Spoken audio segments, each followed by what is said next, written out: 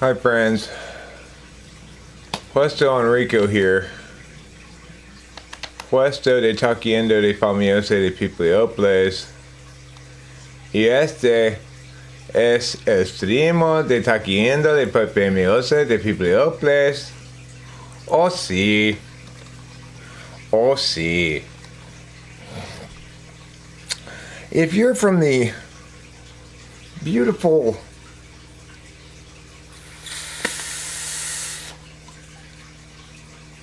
Spanish-inspired country of Mexico, you know what I'm talking about. You well know what I'm talking about. I'm talking about the land of piñatas, the land of ay ay ay, the land of Aliana D.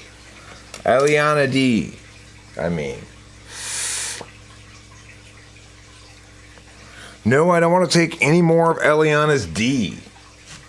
I'm sick of it. I'm sick of taking all this D. That's what girls must say all the time. God, I'm so sick of it. I'm sick of taking all this penis all the time. That's what I'd say if I were a girl. Hey, Octavio Silva.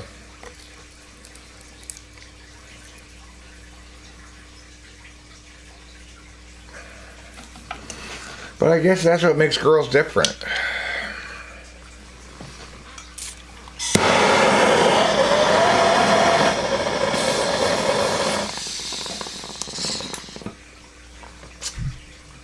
If I were a girl, I'd be like, God, will you stop trying to put your penis in me?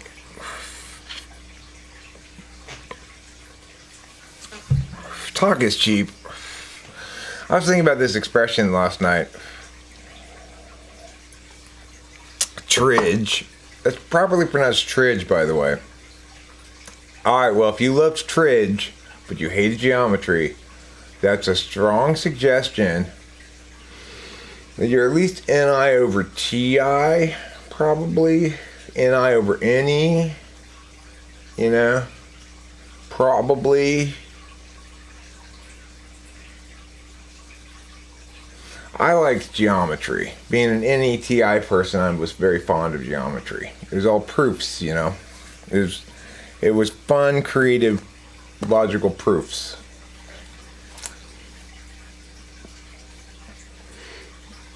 Octavia Silva loves all meth, except for basic meth. Well, Octavio, I think it's really brave of you to share your meth enthusiasm with everybody. That's really bold of you. NI child, TI 8 slot. Oh, ISFP. I believe child is third. I think the most childish slot, though, is 7, really. The thing is, here's the deal with childishness. By the way, I have to check periodically on my aquarium. I've got a water replace going on. Now, if you know anything about water replacement in my aquarium, you know that I use a, what's it called? What's it called when you suck on one end of a tube to make a liquid come out of the other end and it's higher up? What's that called again?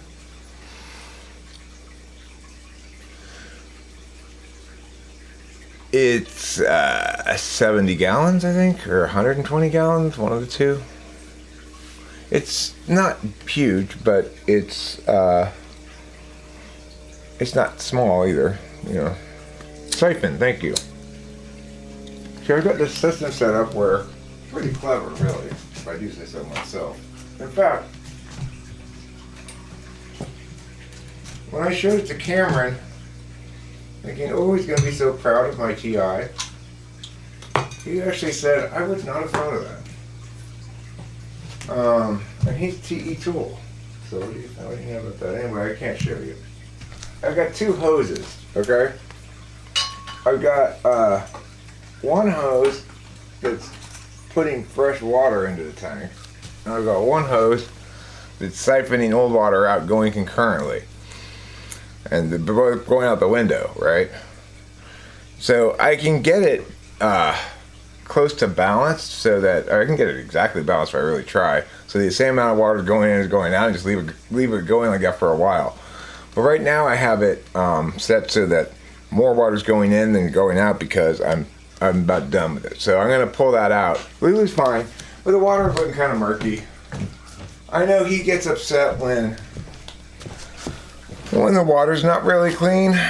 If it starts to smell bad, like one time there was this rotting plant that had died in there, and he immediately tried to get it out of the tank.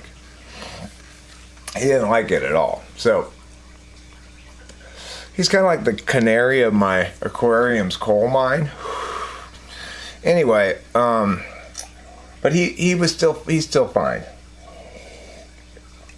He wasn't complaining, so the water's not that dirty, but it's looking a little murky. It's been a week or two, a little less than 2 weeks since I last did a water change, so. Anyway, it's the two hose method. One hose siphons water out on one end of the tank. On the other end of the tank, the regular hose that's connected to the faucet, the thing outside, that puts new water in. Here comes, it looks like my dad. Nope, it's Rachel. Hi, Rachel. Come on in. Yep. Now, let me just finish up with this. Why don't you sit here for a minute and say hi to people while I finish this up over here. Hi, people. Hey, Ileana D. What are you guys up to on this Sunday? Howdy, Fly Guy.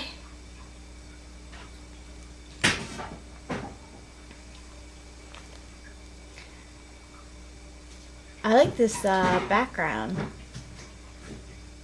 We're reading, Cameron is meeting with Eric's dad right now, and we're just anticipating him coming over. You're doing a 1,000-piece puzzle, Ileana D? That's too many pieces. Oh my gosh. That's like, so apparently some people in my family, when they go away, they bring puzzles. Because some people like to go out and do things and others like to stay inside. So puzzles have been Cameron, Cam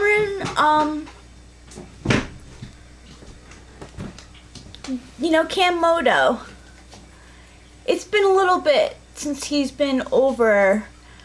I believe because he's probably been busy with work.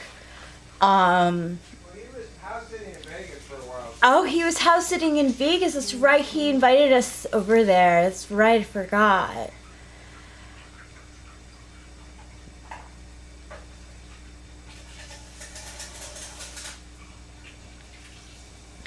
Do people frame them when they're done? So, one of the puzzles that my family did while they were in Stone Harbor, New Jersey, was framed, I believe, and given as a gift to my grandma.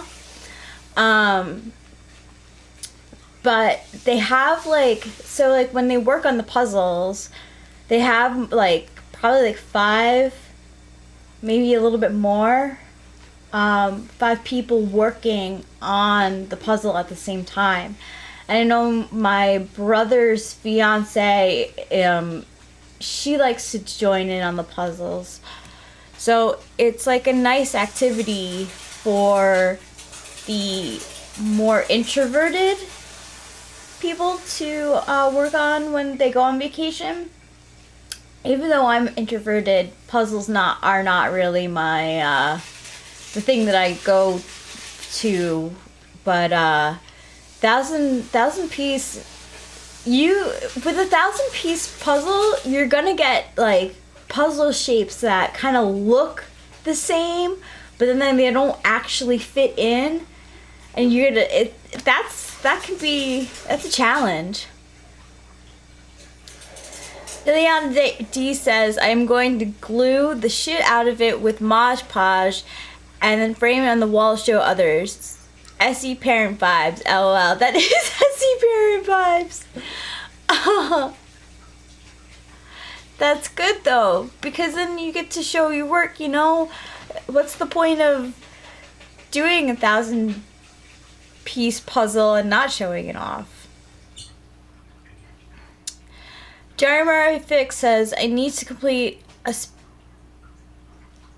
Spuric puzzle of Earth. Can't figure out which tiny land masses go where. That's gotta be tricky.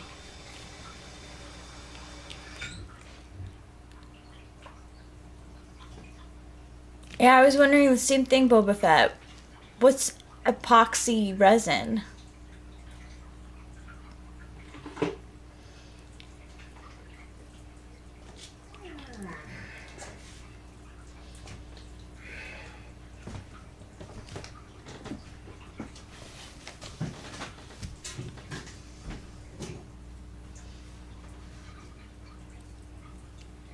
Oh, it's the stuff that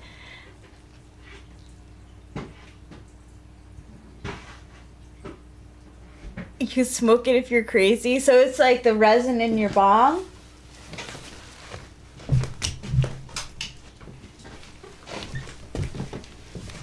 Thank you, darling. You're welcome.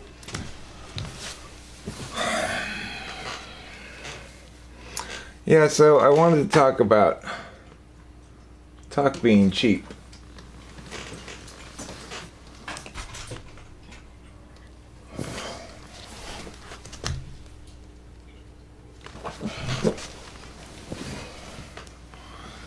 So, you know, I've been annoyed by that expression before because it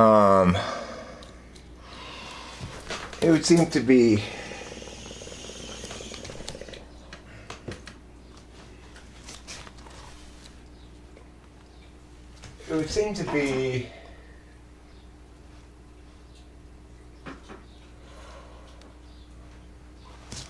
something basically is expressing an SE over NE sentiment, right? So,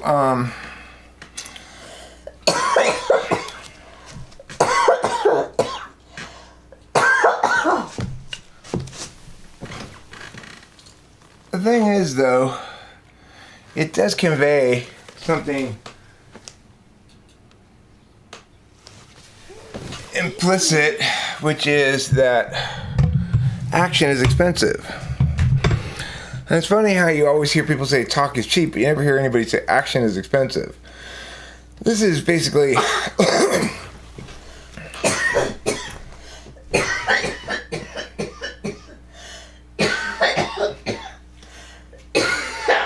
Sorry, morning. That's fine. Tanner has a point in Sparta, the less words you use, the more power they had. Well, it's true that, I mean, it's absolutely true. In other words, NE is massively enabled by NI, right? Like, if I say lots of brilliant things to be immodest about it, but but that was not one of them.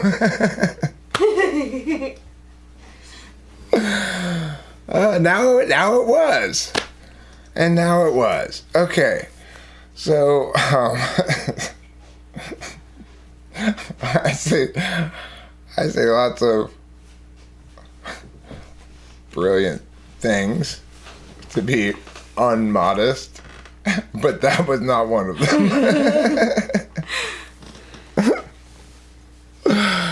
I make myself laugh sometimes.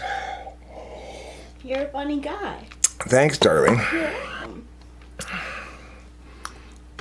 I'm so glad you YouTubers are with us today.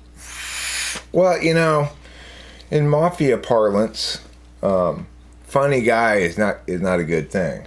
It's true. If somebody from the mafia goes, "Oh, you're a funny guy," think you're funny. You got lots of jokes, Yeah. huh? If that happens, you're in trouble. You are in trouble. You're about to get hit by something or stabbed or shot or something. You're right. Anyway, Hey. hey, look at this joker we got over here. Hey.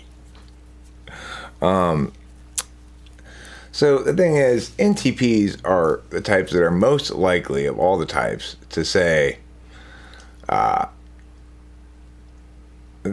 action is expensive. Probably the STPs are the most well suited to balance action and deliberation in a real way, because they're action types, first or second, and then their TI. So it's like their SE. This is why ESTPs are not metaphysicians, is because their SE first means they're in an impact frame of reference, which requires them to determine the course of action predicated on the notion they're trying to attain impacts. Whereas with NE first, you're really trying to prevent impacts.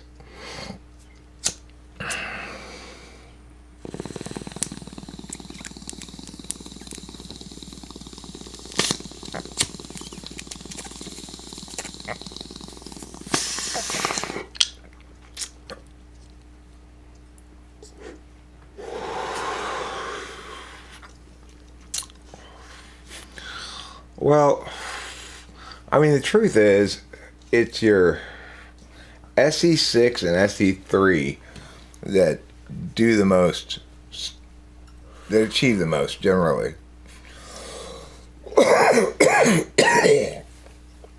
That's your ESFJ, ESTJ, ENFJ, ENTJ. Those four types are the most dewy of all the types, I think, really.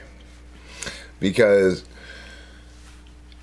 it's like your 3-6 works such that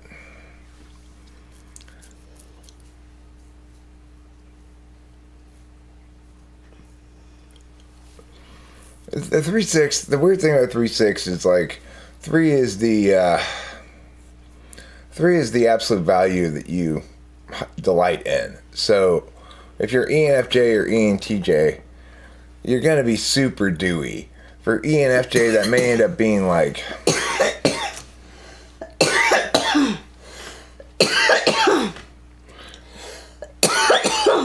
My brother's a very busy person. it may end up being kind of, I guess, your classic narcissist. You know, for ENTJ, it's your classic ultra high achiever, right? Yeah. So the thing is, it's not the case that ENFJs are necessarily narcissists or anything. I'm just saying that that it can play off a little bit like that because they're so dewy and so FE. So it's like they're always doing with other people and their perceptions and stuff like that. And so it can, for people who aren't highly valuing of FE, it can play off a little bit like narcissistish. Yeah, it can. Hi, really Raphael. can. Hi, Josh G. SE Polar is very anti-action in affect, which is to say the part that you conceive of other people, they're very anti-action. But the actuality is your 7th slot is more indulgent with the given function than your 6th or 8th is. So it's like part of being FI Polar means it's really hard for me not to do what I feel like doing right now instead of what I want in a larger sense of the word. And that's part of being FI Polar, is having a very childish relationship with it. So it's like INTP and INFP, they're actually always doing as they feel like, which is not at all. You know. And then sometimes life forces them into doing some things. ENFJ have low-level histrionics.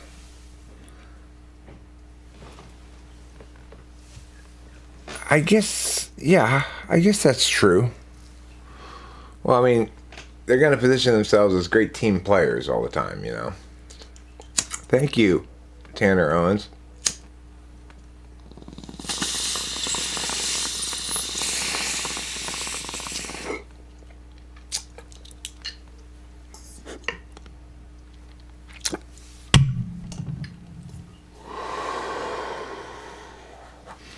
I'm really curious about this Mr. Ballin type guy. Okay, so there's this YouTuber named Mr. Ballin who I've been gotten into watching a lot of his videos recently. He tells scary stories, most of them true, like usually true stories, but he's a really good storyteller. And oh, you know who I'm talking about? Tanner Owens, Mr. Ballin. I'm wondering what type he is. He's either ESTP, ENFJ, or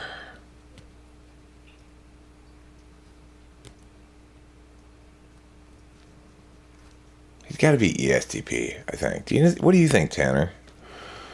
I'd love to type that guy. He's such a great storyteller, you know? The thing is, that makes it almost impossible for him to not be FE front stack. But it's pretty clear that there's... I mean, first of all, to become a Navy SEAL in the first place, the number one thing it requires more than anything else is for you to be able to for you to be the master of SI and not SI be the master of you.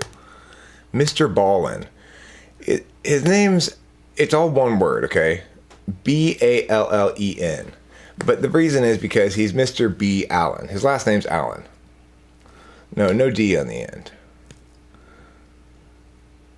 Well, so the thing is, I'm actually leaning towards ESTP because in one of his videos he talks about making a mistake early on, and he came back from he got like his. You don't like that guy?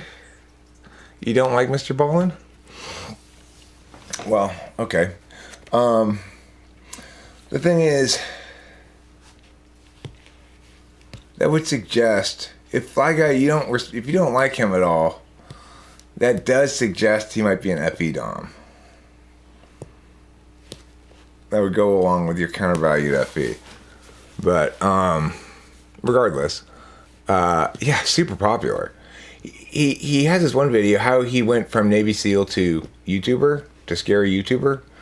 And in that video he talks about how his initial idea was to tell stories about being a Navy SEAL and have those play into his Navy SEAL related businesses. One of which was like not really a business, but a foundation for injured soldiers or whatever. And the other one was a school that if you thought you might want to go be a Navy SEAL, it gave you like pre-training, you know?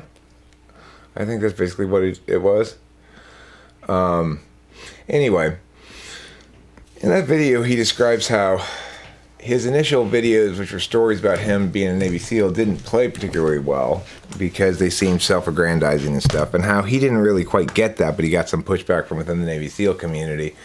And so even though he was mad about not being able to tell his Navy SEAL stories, it was also the case that... hi, Cameron. Come on in. What's happening, y'all? Not much. The Cam Loto haircut group. Yeah, we all have the it most badass haircut for the morning. totally. It's the best. I watched the video on how you got your haircut. Did you So really? I don't have to ask. That's great. Fuck it. Yeah, yep, I mean, when you make a landing strip, there's kind of no going back. What are you gonna do, you know? Yeah. Cookies here in case you want one. Whoa, oh my god. You don't have your rig with you? I have my words. I rented a place. I have my own place now in Sierra Madre in the canyon. You guys will have to come up soon. I have a table I have to go buy, but I can come back after. Oh, sure. Go out in like 2 hours or something? Yeah, well, give me a call. We'll see what Yeah, we're if up you're to. up or around or whatever. Yeah. Go do your thing. Don't Cool. stress. But you want to pull a couple bowls from one of our bowls? Oh, I want to pull bulls, but I'm going with Kara, so it's the Right. Gotcha. snippage moment. The testis. That's fine. But yeah, I'll call you in as soon as it's done. It's in Pasadena, so it should be like not that long. All right. Have fun, Cameron. Yeah. Cool. See you guys in a bit. See ya. See ya. Okay. So anyway, I'm guessing he's ESTP because I don't think an ENFJ would be both have that kind of absolute value for his own SI be expressed in the way that it was in that video. And also what he said was, but at the same time I was running out of these stories to tell. And one time I made a video about the Dyatlov Pass incident and it like blew up. And so I just started telling these stories and that's how it went, right? So it's like, there's a lack of any except as an 8-slot function, right? He's not making up stories. He started with relating his own personal stories that were very NI related to what he was doing, this Navy SEAL stuff. And then he fairly quickly was running out of stories. He didn't want to go tell more of his own stories, and he didn't want to make up stories. Instead, he wanted to tell the stories of stuff that he found interesting that he researched on the internet, which was stuff like scary stories of like the Dyatlov Pass, which was where these Russians, it's a true story about these Russian mountaineers who were climbing a certain mountain in Russia, and well, what probably happened is there was some Russian gas military testing or something. They killed almost all of those people in weird ways. Like, basically, this group of women mountaineers went up this mountain and most of them were killed. Anyway, regardless, I don't remember all the details of it. But, it's something that I've looked up and read before, too. I like these kind of things, too. In fact, this is the kind of shit I watch, you know? It's like, 10 most unexplained videos found on the internet. I don't like to get too real lifey, as Rachel doesn't either, really. In the sense that I want to hear about something spooky and unexplained, Yeah. not something like a murder case that's just gruesome. Yeah.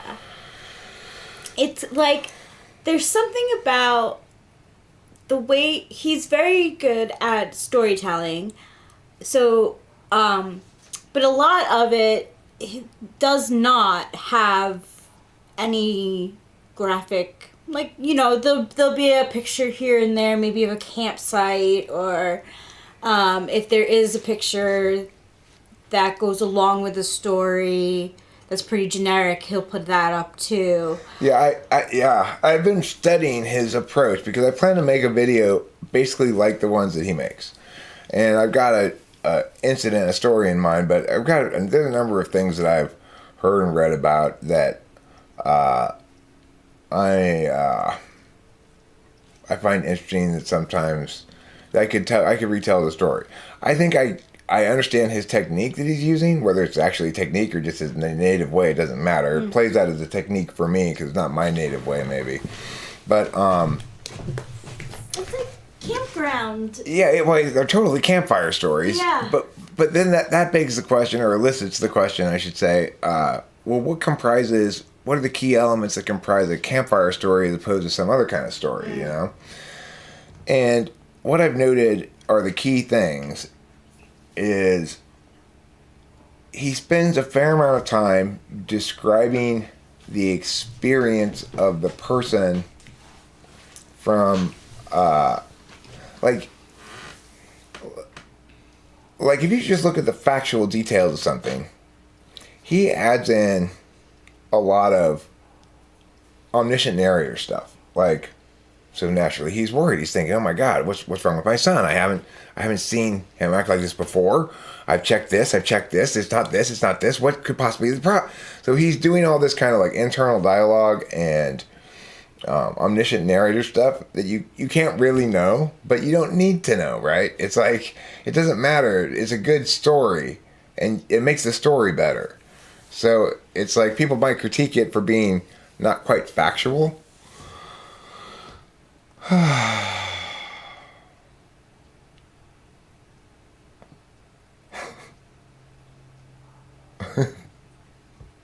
a good joke, then. I like it. I got the metaverse right here. Right here, motherfuckers. I got it right here in my pants. Boom. It's true, Tanner Owen. He makes you relate. And actually, that's why I think the exorcism of Emily Rose's real story, bugged me out because Rachel fainted the other day. fainted, yeah, during it. Because it had these pictures of her, like, during the exorcisms, and She's all bruised and stuff. yeah, it's a real story also. So it got to me. I fainted. Yeah, it was quite dramatic, actually. We were sitting here watching this thing, and Rachel made this noise like, and I thought she was kind of like maybe making a joke about the show we were watching, although that would be very unlike her given how serious it was. But and I looked over, and she dropped this water bottle she was holding onto the ground, and her eyes rolled back in her head, and her head went back like that. And I'm like, Rachel? Fortunately, she was sitting right here, but,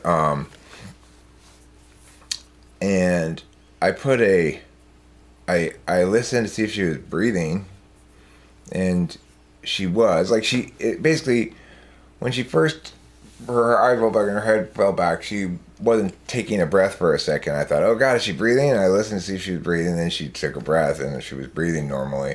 I put this red pillow that I'm sitting on now and behind her head, and I said, Rachel.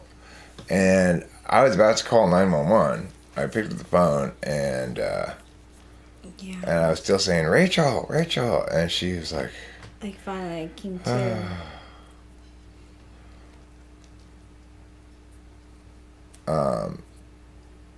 No, I didn't slap her. No, the calls of my name. In fact, she said, thank you for calling my name when she came to, as though she wouldn't have come to had I not or something, which is silly, but she attributed it almost immediately thereafter as well to, as an after effect to the second vaccine shot. Now, whether it actually has anything to do with that, I don't know. But it might have, It's like, no, I'm not too worried because I Googled it a lot. And also, Rachel had an equivalent experience before watching something that was it hits her too hard in the NI, that particular thing. Once they showed the pictures of the actual person. Became real. For her, I think, like, it punched her in the NISI too much, and she fainted like in the movies, Yeah.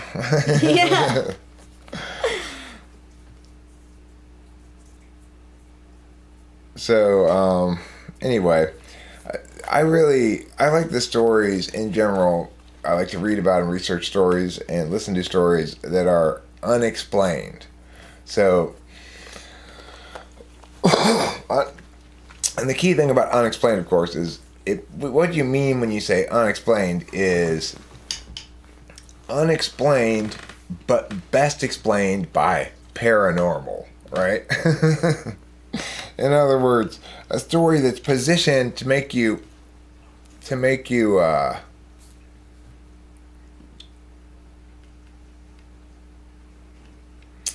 only movies that get me almost fainting are the ones that are critical of me as a viewer.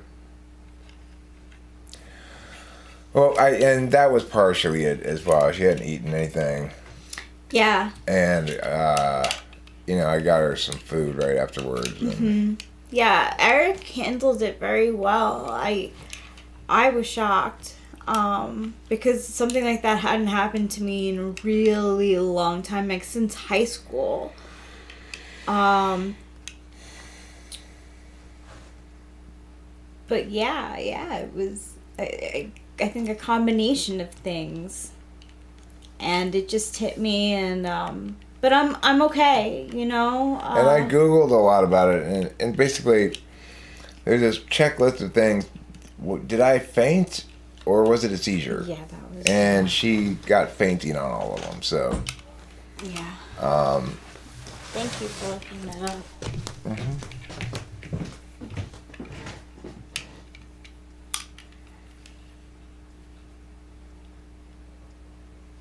Should I give Pete some of the steak too? No, he doesn't like it. We need to wait for the crows to come around. They want to eat that. The crows will eat that? Yeah, crows like meat, but peacocks don't eat it. Okay. Hi, Peter. He just looks at it and goes, "What's this?" I don't want this. You're so funny, Peter. I saw the movie Funny Games, and the basic premise is that the audience is a bunch of sick fucks who get off on gruesome stuff. That was the only time I almost had a seizure watching a movie. Legal citations will be the end of me. I hate this aspect of the law. MLA is easy, but this shit is ridiculous. Whatever you do, Elise S., get it from Google Scholar. Then you just click the little quote thing, and it'll bring up the citation and ask you which format you want. As long as you get all your citations from Google Scholar, you can just automatically have it do the citation. Let me show you. I'm gonna show you how to do this thing that I'm talking about. It's a super useful thing that I use as a debate coach a lot.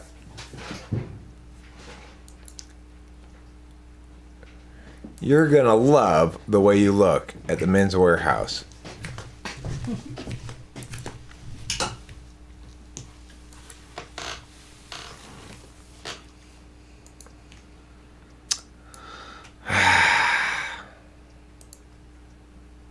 I'm picking up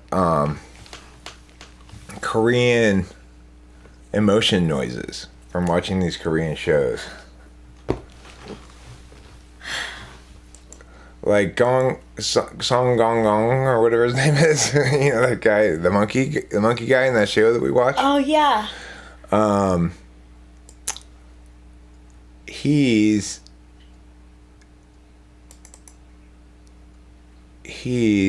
He makes lots of these noises. Alright, so let me show you how to do this. So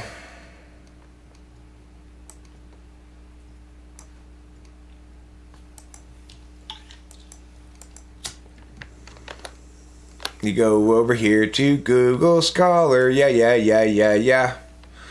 Now, Google Scholar is scholar.google.com.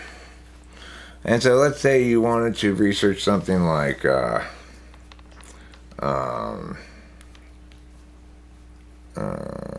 Roosevelt. Okay. Eleanor Roosevelt.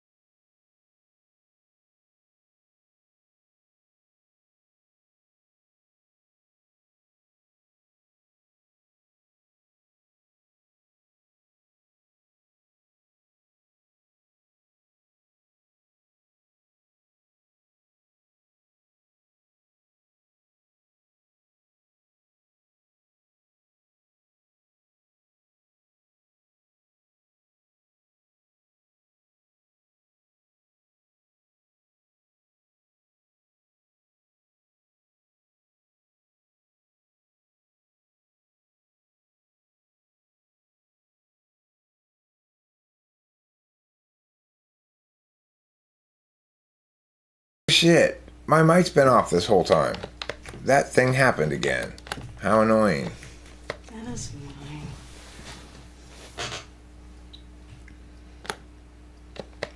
Nice thumbnail. What's that? I like the thumbnail. Oh, that's the background. Thanks. Oh. Sorry, everybody, about that. I was talking through all that shit. And it's like good information, like really fascinating stuff, actually. But Very yeah, helpful. It explains how it depends on what you know and what you need, right? Either way, you can get the citation from Google Scholar either on 1 steps or 2 steps. Okay? If it's a 2-step thing, like I just demonstrated in the last little bit, if I know a line from a poem, for example, and I type it into Google Scholar, it's not going to show me a citation for that poem because Google Scholar is not intended to do that exactly. So instead, you got to go to Google first, put that line in quotes in Google, get that poem name, and then you type the poem name into Google Scholar, and you get the citation like that. That's so cool. That would have been so helpful. It's still good because I explained it now. It's fine. You can still see what was going on, I guess. Anyway, in debate, that's one of the great things that debate teaches people is citations, because our teacher is like, any other form of legal citation besides the blue book method is unacceptable. I'm like, bitch, every legal research site accepts other ways, so poor Eric lost his audio. I can't hear you.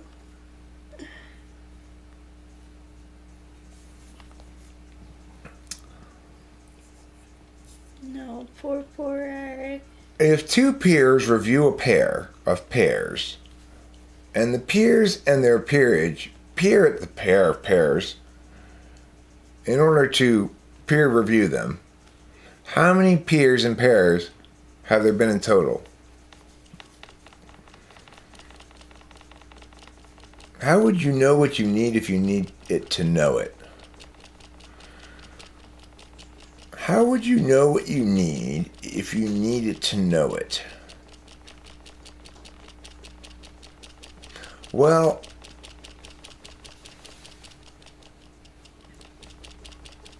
that would make the same thing both instrumental and absolute in its meaning. I don't think that's really possible. It's a good question, though. You get yours peel reviewed, huh? Peel reviewed. Like an onion? You know what I'd say if I were a lady? I'd say, hey, all you boys need to stop putting your penis in me. Oh, That's what I'd say. that is a really good thing to say as a female. Yeah. Talk is cheap. That's what this stream is about, no? Talk is cheap, action is expensive. That's the point. Oh, yeah. It's like the real point of talk is cheap should be action's expensive. We should take it very, like, after only good deliberative action. Now, granted, it is true that sometimes you might be over hesitant. Those who hesitate die, as the old expression goes. Those who hesitate die? That's the old I've never expression. heard that. Well, it's a army expression, I think. Oh, that's a good army expression.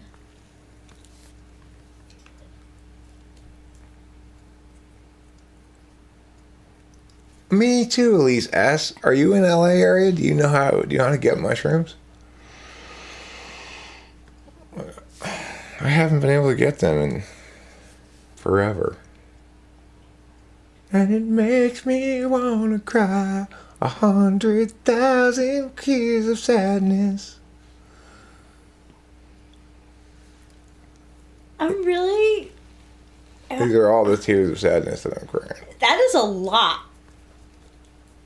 Like, you had soot on like your face, it would show a lot of lines. At least it sounds like you're the kind of girl that I would be if I were a girl. Which is to say, a lesbian. You understand what I'm saying when I say, hey, all you boys need to stop trying to put your penis in me. Yes. You know what I'm saying. Girlfriend. You know, I was a girl in most of my past lives. It's true. I've spent who knows how many millennia hosting vaginal blood sploosh splash parties before this life as a man. That's why he celebrates it instead of makes fun of it. Would a pep talk or $50 do a homeless man more good? What a depressing question. Oh. Probably the $50. Yeah. It depends. It depends on the individual. Honestly. Fly guy, that is such a inappropriately funny remark. Okay. Well, the thing about les sex is you got to worry about people who have particularly sharp legs, because sometimes when lesbians really get into scissoring, they literally cut each other in half.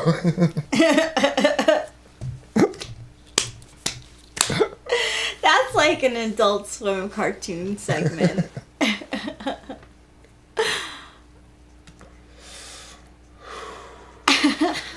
Fly guy, don't add to the depressiveness, please.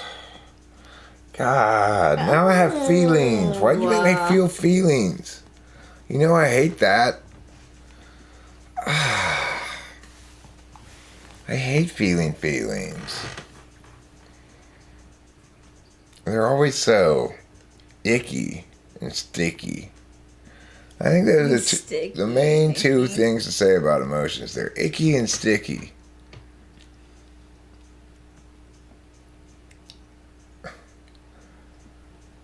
You were young, dumb, and full of gum?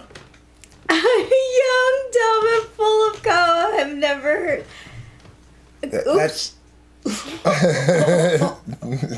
That's what they actually are not trying not to say. Well, Jonathan, he was young, dumb, and full of gum.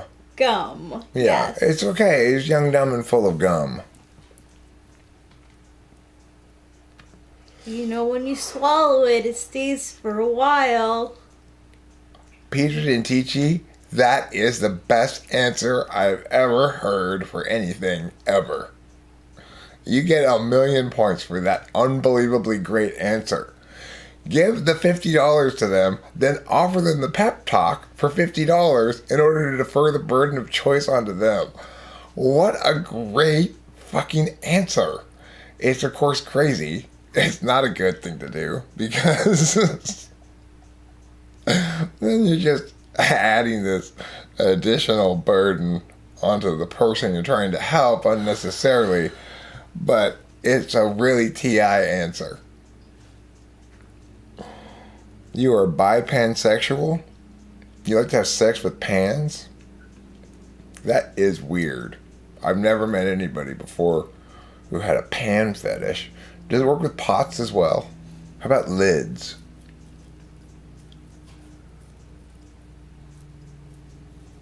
It grinds your gears?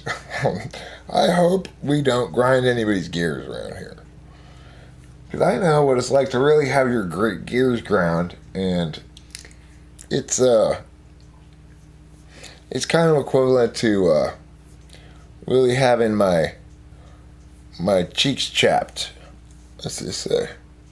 I think I'm gonna bring back It Really Grinds My Gears, because sometimes, like, you know, I don't like you've said to me, like, hate is such a strong word that I'd like to have something else to express my annoyance, and that really grinds my gears is a good one. Yeah. It's the equivalent of it really gets under my skin. Yeah.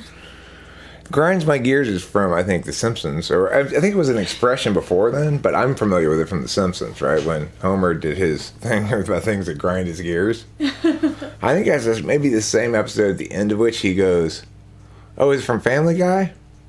Oh, am I wrong? Is Peter who does it, not Homer?" There's a good chance It's one of the they two. both did. You know? I think Homer Simpson did something like that too. I could have sworn it was Simpsons also. Like it. Yeah, so I don't know. I mean, Because my sister used to do impersonations of Simpsons stuff, and she used to go. There's "That really the end of grinds this. my gears." There's the end of this one. Oh, it is Simpsons. Okay, thank you, Fly Guy. At the end of that episode, I think, is when he says, "No comeuppance. I will not get my comeuppance." And I remember thinking that was just hilarious. Like, I thought, oh, that's my life philosophy. I used to say, none of my actions have any consequences. It's okay, none of my actions have any consequences. It used to be a little saying I had in my 20s. I thought it was funny or cool or something, but it was reflective of being an NE dom, right? As well, without knowing what it was. You want to learn to drive stick shift, because most people will not want to steal your car. I have never even considered that as an advantage of having my stick shift. I have a stick shift. My Mini Cooper's a stick shift, which is not that common, which just makes it kind of cool, extra cool, and I'm all about being cool, so even though it's kind of a girl car. But like I said, I was a woman in my past life. I was known to have the longest vag in the history of women. It went from almost my anus, almost to my rib cage. Wow. Yeah. They called me a Lana Long badge. Lana Long badge. Because my name was Lana. During the lifetime I was Lana. Yeah. In one of my lives, I had a horizontal badge. Wow, that's... Taylor told me this story one time about him convincing this dumb friend of his that Asian women had horizontal vaginas. Oh my gosh. I'm Christian. Yeah. I'm as Christian as the Pope himself. He's Christian as a wafer. I'm as Christian as church and pews and hymns. Christian now and later.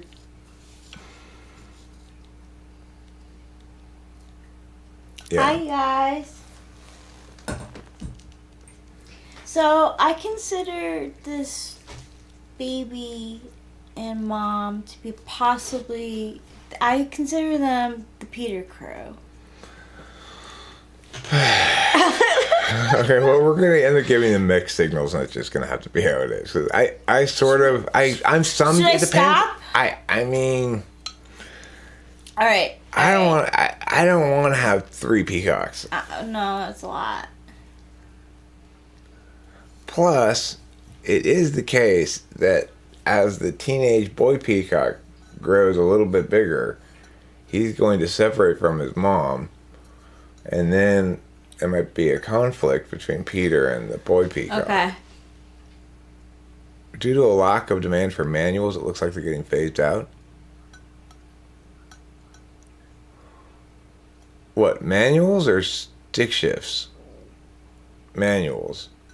Oh, manual transmissions? You mean? I thought you meant manuals like manuals to how to work the car. You want to get a Carmen Ghia and learn how to drive a stick? I had a friend in high school who drove a Carmen Ghia. He thought he was very cool. It was a pretty cool car.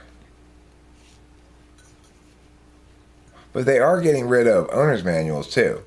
You can get them online, or you have to buy it. It's separate than the car.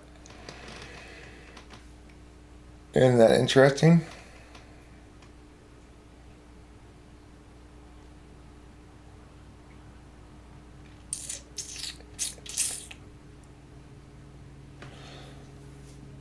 Well, we had to replace my clutch at about 90,000 miles on the Mini.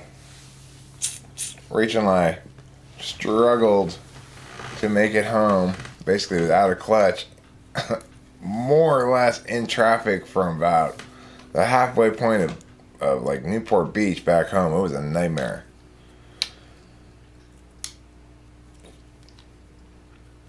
I am very in tune with music, so shifting at the nighttime should be easy, I think.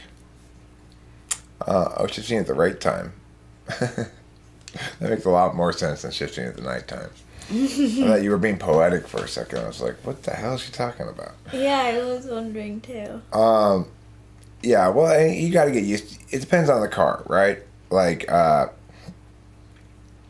you want to give him some food, give him some food.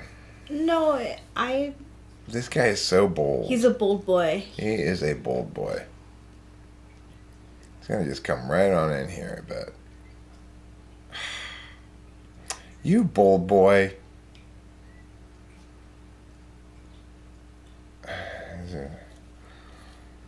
Your dog is barking furiously at a picture of a dog. You don't have the smartest dog in the world.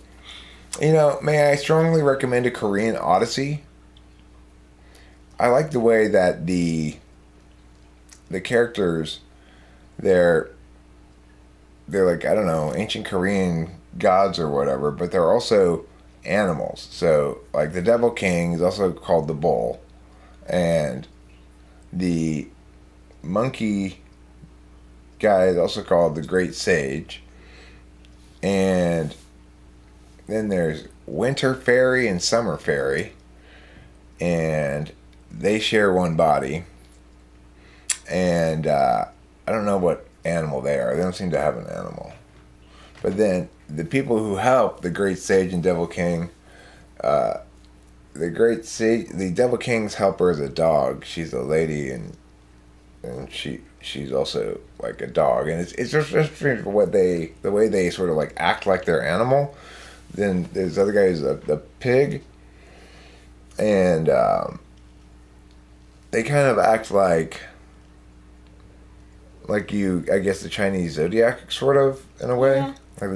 Like the animal actually acts, basically. The pig's very satisfied and indulgent, and, you know.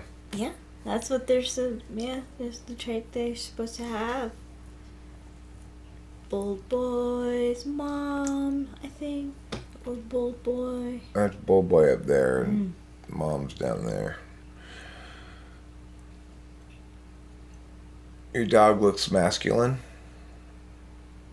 People always call her a boy. Dogs inherently look masculine. And cats inherently look feminine. Except for Trouble. He looks like a tough man. He really does. He's been so good. He has been. Lays out in the neighbor's yard, like cement pavement in the backyard, and he sleeps most of the day. It's adorable. At least as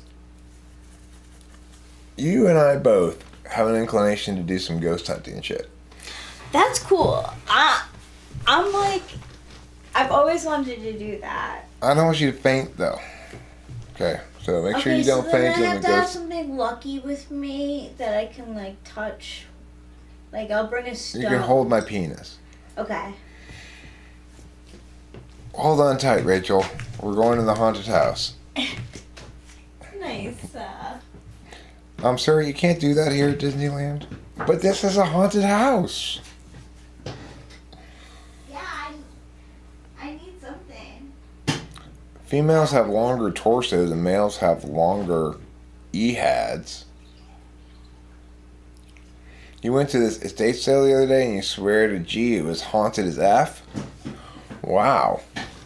Did you see any poltergeist activity? I should probably show you guys this amazing capture I got of some poltergeist activity.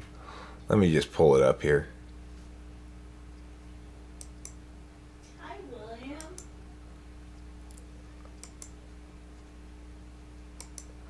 I am confident that you're going to be shocked and amazed by what you see here today. Are you ready to be shocked and amazed?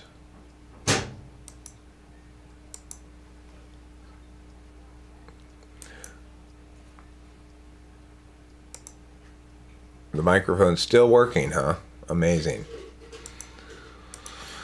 I wanted to know if you wanted to save. Just throw it away, yeah. I'll take it outside pretty soon. Throw it away, yeah. Okay, this is some poltergeist activity right here.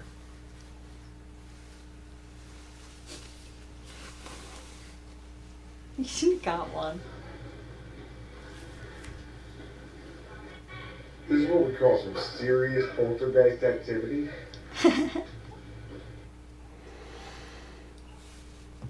Yeah, I mean, there's no other explanation for it. Where do you think those cats are? Why? I mean, what else could be making those cats' arms move besides a poltergeist? Hi, baby. Those cats are supposed to be very spiritual or something? Oh. They're like good luck. Apparently, if you walk into like, so I think they're Korean, but Chinese also, but Asian. If you walk in and it waves to you, it's like supposed to be good luck. Really? Yeah. The soothing tones of Ramstein. The good luck of the cat. Yes. Peter Dinchichi recommends Inside Job as having a similar animation aesthetic to BoJack Horseman. You know what's really was quite interesting to hear is Jeremiah, who's one of Candace's cousins, and when I was married to Candace for a long time, obviously I spent plenty of time with her extended family. She always wanted to go do family things, So I know these people well. But anyway, everybody always remarked what a good artist he was, and he was an excellent drawer, and he now successfully has gotten a Netflix show. It's called Dogs in Space. That's really cool. It hasn't started quite yet, but it's coming out soon. If you Google it, you can see. Jeremiah Cortez is his name. And it doesn't surprise me that he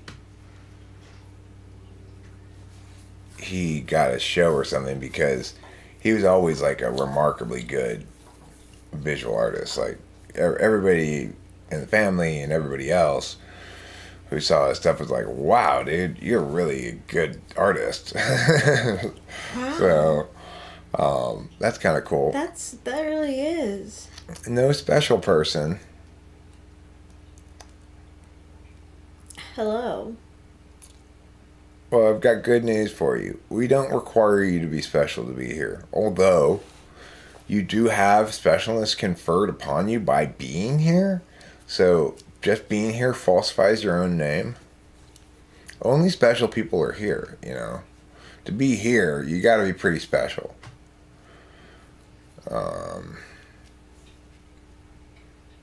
It is called Talking with Famous People. Muggles aren't necessarily very enamored of me. Why is that? I don't know. I guess I'm just too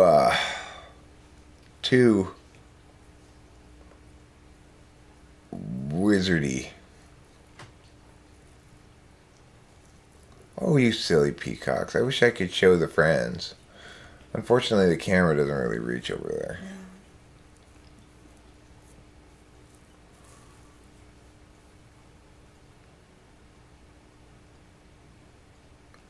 They look so soft. I want to pet them right now. Yeah, the cream colored. Well, famous is one of the necessary and sufficient conditions to being special.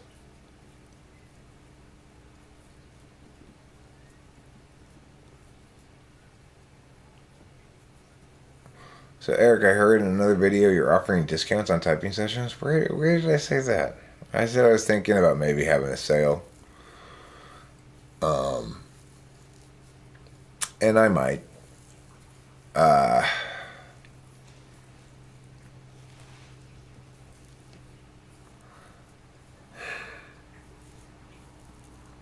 Or it makes me think of a couple of emails I've received lately that I said I might. I said I was thinking about it. Okay, don't try to pin me in. I probably will though. Don't fence him in.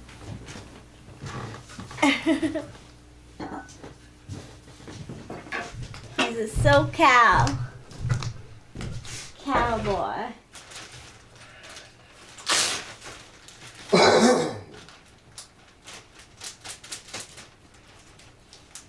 I do want to feed the crows. Is that okay? I think you should. I want to feed the crows too. Okay, If we can find them. Sometimes they hang up on, on that tall tree, but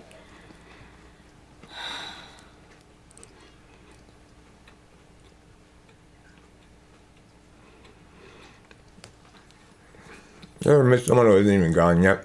I just felt that way about this host Eric. I'm not going anywhere. So,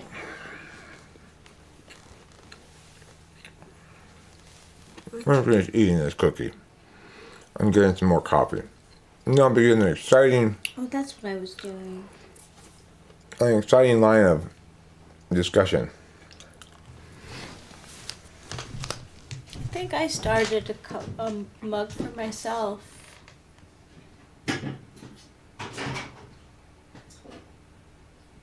Yeah. You sure did. Sure, thanks.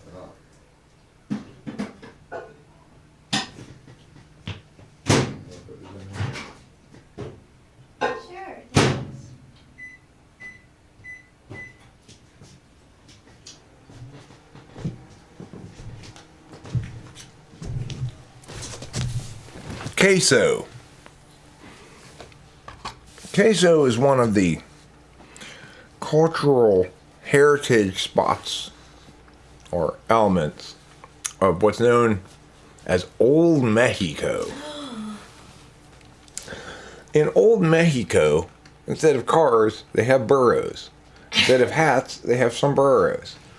And instead of trees, they have cactuses. That's Old Mexico.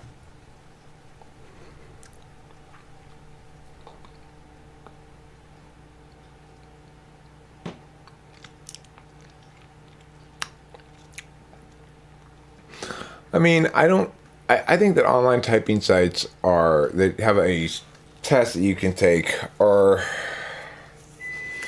probably do more harm than good. I don't doubt that they get some people right. It's like you're gonna have the most chance of chilaquiles. Hay demasiados chupacabras en este pueblo.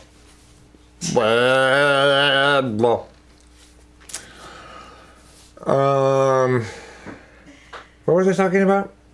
I talked before I got distracted by Old Mexico and his quaint Mexican ways.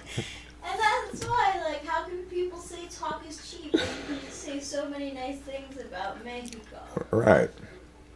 Repete. Hay demasiado chupacabras en este pueblo. Repete. You gotta really roll your R for when you're on an old school record player learn to speak something thing. Like they used to have in school on the cassette tapes. Or they had the records as well. When you go to the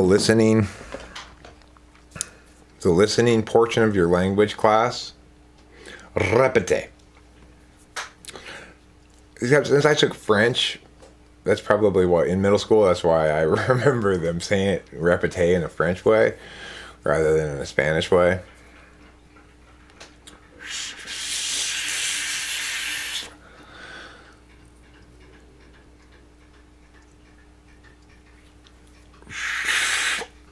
You're a cent short there, Fly Guy. You're a penny short, buddy. You're not gonna cheat me out of a penny.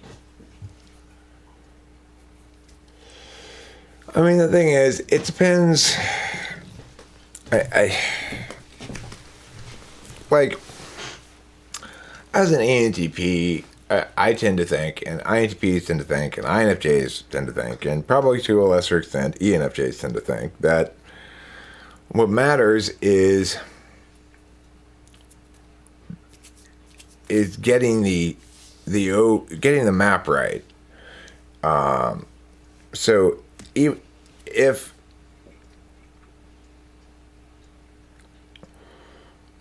somebody says, okay, 2 times 2 is 4, so for multiplication, all you do is just add them together.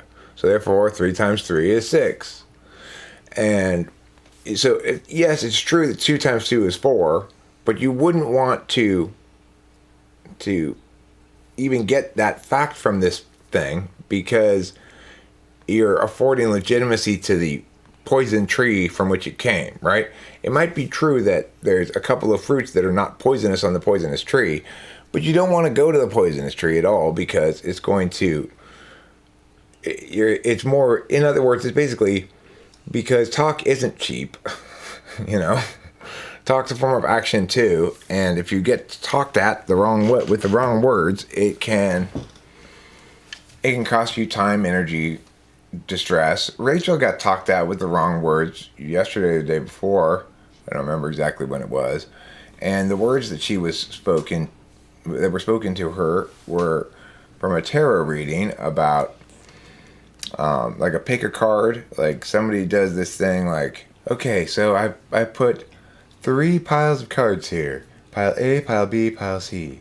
So pick the one that you think is for you. And then she turns it over and does the reading, you know.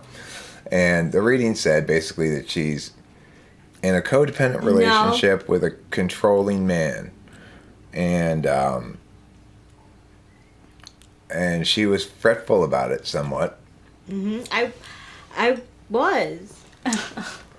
and she talked to me, and I was like, well, okay, why don't you just go give them some food? Why don't you just go give them something? Yeah, I can't stop. That little peacock keeps coming and looking at me. Oh, yeah. Manipulation. Yeah, he's emotionally manipulating me. You know what else? Why don't you give him a loaf of bun? Yeah, a loaf bun. Yeah, exactly. So the thing is, my first thought about this thing was the same way I approach any kind of thing, which is I check to see if the critique is accurate, right? And I said, well, you might say that we're codependent. You could make that claim. We do spend like all of our time together, and we're basically sewn together at the hip or whatever. But in order for you to establish to me that that's a meaningful distinction to make or something, you'd need to show that there's actually something bad about it. Like, so and there's nothing unhealthy about our relationship at all. So why would I care if anybody calls us codependent or not? I don't know what that word means. Like, I get that it's a pathologization of a certain relationship type or whatever approach to a relationship, but I'm not sure what makes you qualify as being codependent. All I know is, regardless of whether we qualify as it, if we do, then the pathologization of it is wrong. If we don't, then the tarot is wrong. Either way, it's wrong. So, and then on the other one, I said, well, that's just counterfactual. I am the opposite of controlling. No, I know you didn't say codependent, Peter Dentici. The tarot reading said codependent.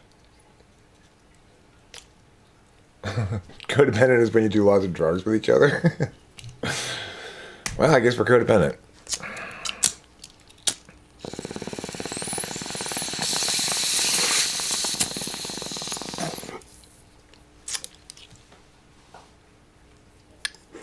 Anyway, Rachel was stressed out because the tarot reading that she got said that it was codependent and that I was controlling. Yeah, exactly. I don't think tarot is unhealthy. I think tarot is fine. It's just, I think that Rachel's relationship with tarot is made a lot better by her relationship with me, because when she gets tarot readings that she doesn't like, then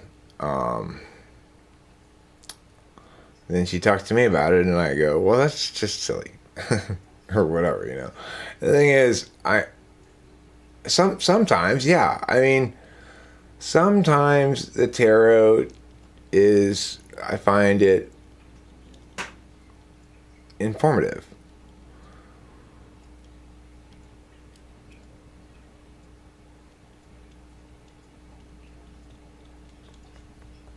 I mean, I see tarot as a descriptor of the self that you pull out from your NI realities about yourself that are informative, and that can be interesting and fun. And sometimes it can be a little spooky, you know. It's like, wow, that's really crazy. But if it's people who are NI DOMs are going to be prone to underestimating the role of SI in a given equation. In other words, she has all the experiential data she needs to know that both that I'm not controlling and that there's nothing wrong with our relationship. But because she's a girl, and this is just something I think is just true of like almost all girls, she thinks about the relationship more than I do. Like, once I'm settled down into the relationship, the only time that there's romance is a matter of interest to me in my life is when I'm like at the beginning of a relationship and feeling all aflutter or whatever. And then after we settle in, I'm not thinking about being romantic particularly or romance stuff. But girls continue to watch shows about romance and like they like, in general, they don't fast forward past the kissing scenes. And Well, sometimes I close my eyes. yeah, Rachel, you get a little bit Effie sensitive too. Yeah.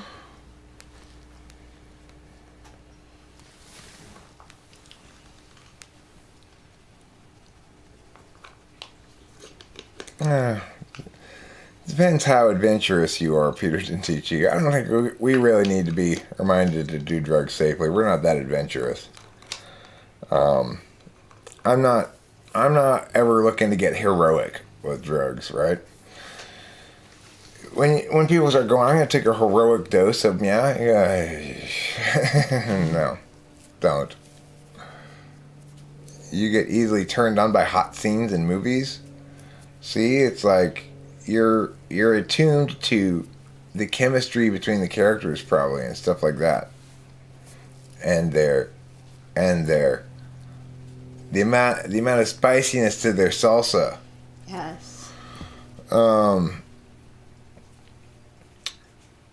I think it just has to do with being a woman. I think just women in general, they're interested in relationships. Foreplay doesn't just start before coitus, it starts right after the last orgasm. That would be post-play. Sounds more like work to me.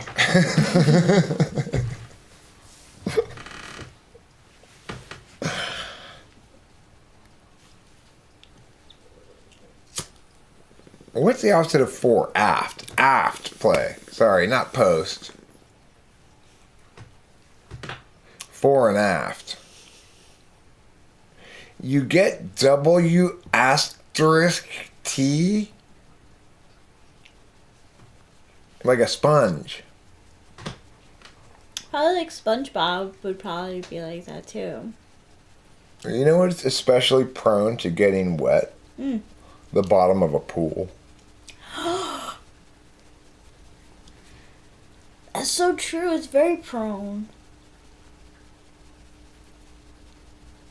It takes me 48 hours to get turned on, Elise S. I'm the opposite of most dudes. It's a very slow rise over the course of 48 hours of continual foreplay. 48 hours. It requires 48 hours of foreplay to get me aroused.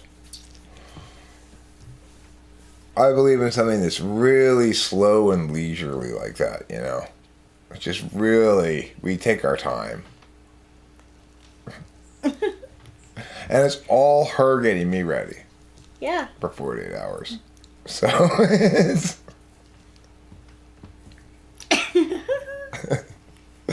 Give me 48 seconds.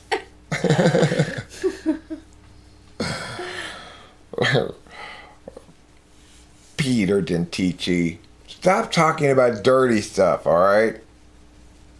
That's not appropriate. This is a family program. This is a family program. Alright? So you need to get your boobs and your drugs and your vaginas and stuff out of here. Yeah, we're supposed to say that talk isn't cheap. Right now. I'm never in the mood to do a quickie with my partner in the club bathroom. There was a brief period of time towards the beginning of the relationship when Rachel and I sometimes would have sex someplace other than the bed, but I think we pretty quickly came to the conclusion that the bed's a more comfortable place than any place else. So our SE Front Stacks Toppers is the pizza place.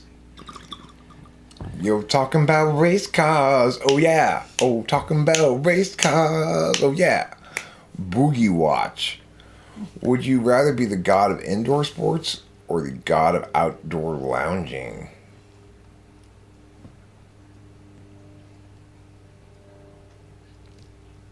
Well, I mean, indoor sports would probably be more profitable.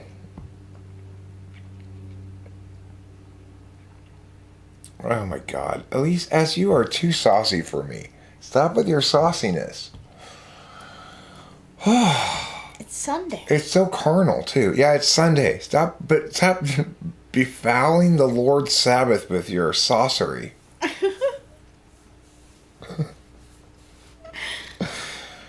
Mom, Elise S. is befouling the Sabbath again.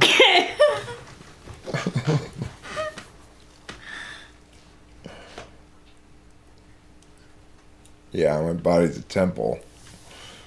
My body's a temple devoted towards my mouth. Yes, it is. Basically, my body's a temple in which all the various acolytes of the temple are serving my mouth. Either what I put in it or what comes out of it. My temple is one and the same with my body. It's above my mouth area. Oh, so you just have a brain? Well, you have fingers too.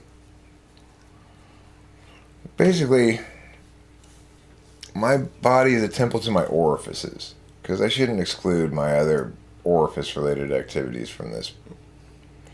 That's what it means to be fourth slot SI. I mean, it's that pooping is a big deal. Ah. You know? I was going to ask what orifices. Like this morning, I pooped and I noted to Rachel that the stool that we recently moved into the bathroom for me to put my feet up on when I poop is the greatest addition to my life since Rachel. It's made such a huge difference in my life. I'm so much happier now because I poop so much better with that stool there. Whose suggestion was that? Do you remember?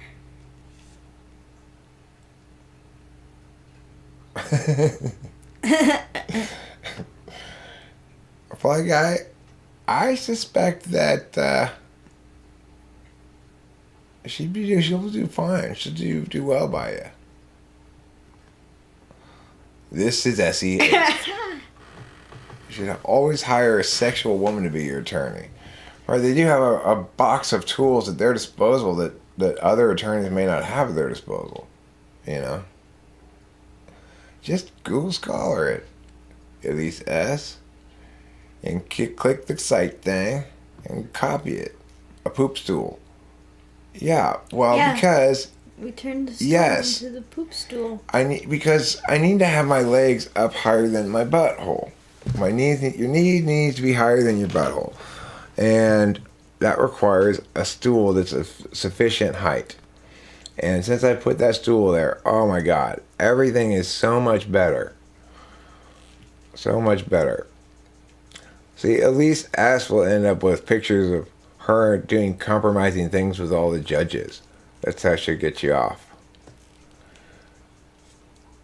You know, she's got this picture of the Honorable Judge Thurston Walker, like, licking her butthole. You know? Well, dressed in a sailor's outfit or something. Scandalous. I know. Scandal.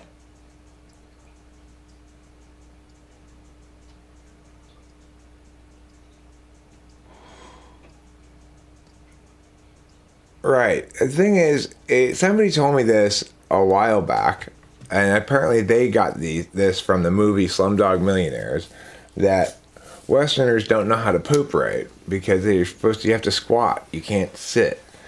And then somebody told me, well, you can easily fix this by putting a small chair or a stool or something in front of your toilet. And yet it wasn't until just, we had it set up in the other bathroom for a while where there was this little chair and I put my feet on and it worked great too. And then we switched up the arrangement around the house and I was just like, ugh. And now that I'm back to having the stool thing, it's just like, oh my God, my whole life is better. Like, it's like almost I can tell that his bodily movements are going, like, they're in the right position. She likes to sit with me while I poop. I don't know why. Right? I don't reciprocate this, actually, by the way. He doesn't. I don't want to sit with her while she poops. No. I just I like to be around him.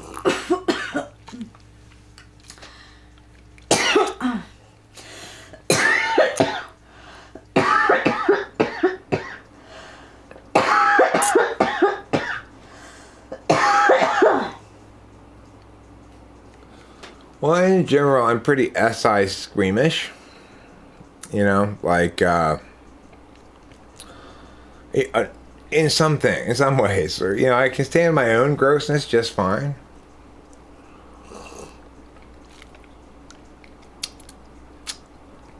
And one of the reasons why Rachel and I are so perfectly matched is I find her less gross than just about anybody in the world. It's like that she elicits my ooh, gross other person response much less than really anybody I've ever been with, for sure. I'm so glad. Because it's like, bodily functions can be kind of messy sometimes. And it gets embarrassing.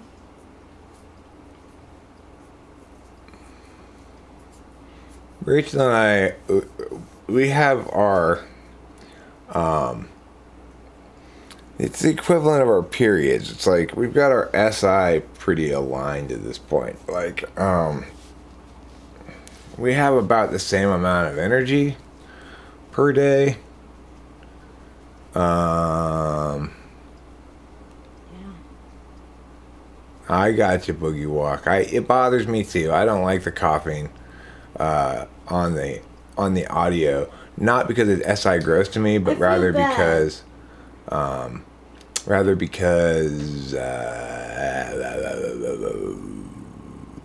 don't remember what I was gonna say. Go ahead. Sorry, I don't mean to, like the coughing. Maybe I'll cough into a pillow. Oh, yeah. Well, I could always mute the mic too when you do it. It's just part of life around here. I'm talking to Spanish people. It's our watermark. Rachel's coughing is our watermark. Yeah, It's our audio watermark. it is.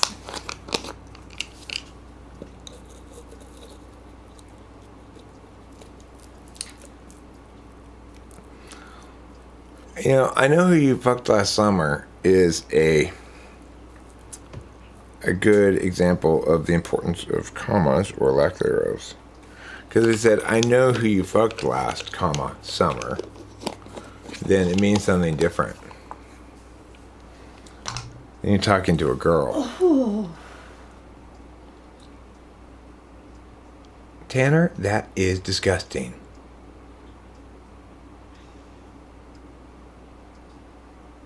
Stop being gross, Tanner.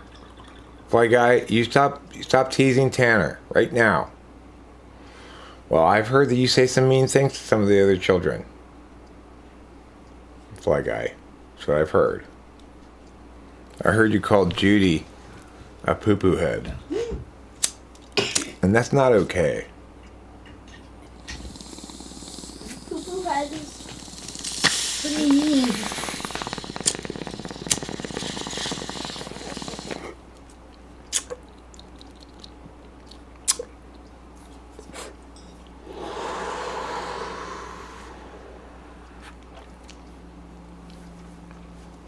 It's just Eric doing his ESFJ bit when he coughs.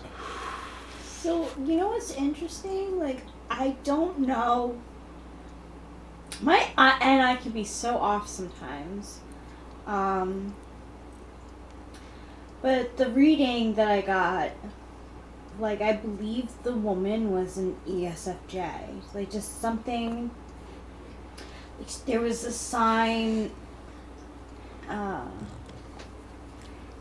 It was a free tarot reading. I would like to get you a t-shirt that says that, Fly Guy. I'm the nicest chatter. Oh, that's such a good t-shirt. You should get that t-shirt. Yeah. Alright, well, look. Fly Guy. You think you're such an expert on hill run-upping. Maybe I'll run up a couple hills and show you. I bet he will show you.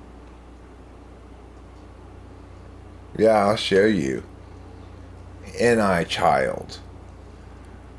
Oh, my child is an NI. You're NI third, tertiary, or, scorecard even. God, I don't like that. I don't know why it bothers me so much. Believing in readings? No, saying the term child for third slot. Oh. I don't like that. I don't like to hear people say child or like demon or whatever. Well, aren't they the terms that, like, DSP? I think it's CSJ's terms. I think it's actually freaking what's his name's terms. BB. It's actually BB's terms, right? Yeah, it's BB's terms. And I also am a fan of BB, as is C.S. Joseph. But the thing is, I don't use those terms because those are silly terms. Those are not descriptive in a way that it's kind of mislead more than anything else. It's too NI of a description of things. If anything's your child function, it's your seventh. That's where you're most childish. Seventh. Yeah.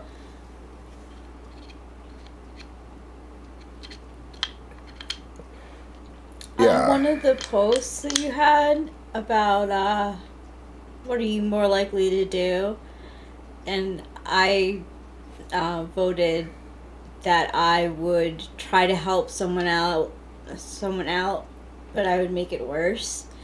Like, I feel like that's T-polar sometimes. Like, I want to help, but sometimes I... Yeah, Peter didn't teach you. You get kind of a point. I mean, I understand why they call it third child, but I also agree with what Boogie Walk here says. Personally, I see my third slot as more of my core or engine that provides me fuel or direction for other functions to use even the second and first. Well, for me, I see it more as the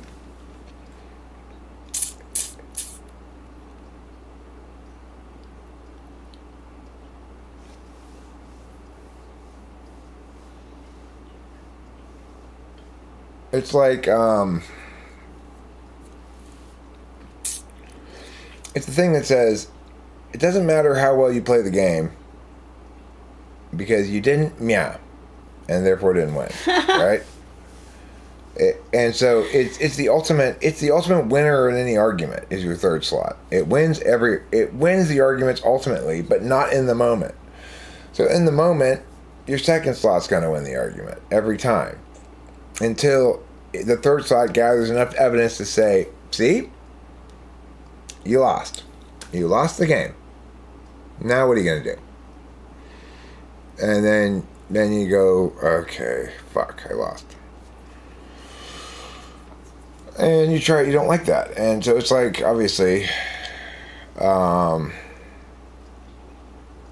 it's more like what Homie said there, Boogie Walk, than it is like your child. I mean, you could say, to the extent that it's your child, it's your kind of selfish, I can do it myself, I'll be in charge of this area myself, don't mess around with me regarding this. Kind of also being sensitive towards critiques in that area and stuff. All of that is consistent with the idea of it being a child, right?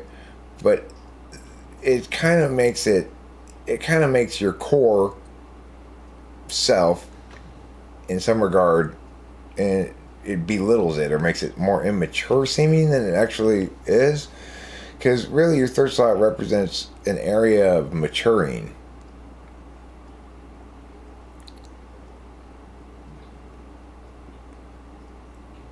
Conversations are hard for me because I can't speak fast enough. More specifically, I can't think of what to say fast enough, so I end up not giving justice to the idea I was trying to convey. I'm a mega stubborn bitch, having to parent up at a young age. That's something I'm very aware of. So I'm a mega stubborn bitch. She's a bitch, she's a bitch, she's a very stubborn bitch. Yes, a bitch, yes, a bitch, she's a very stubborn. I'm a very mega stubborn bitch. Just because I raised myself. So if you come around too close, I'll punch you in the face. Yeah.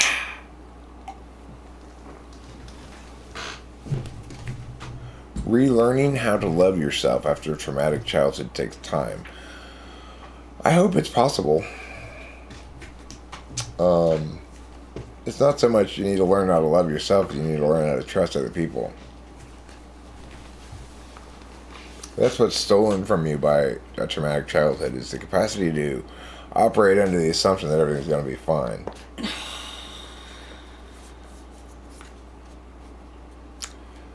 All you need is just a little patience.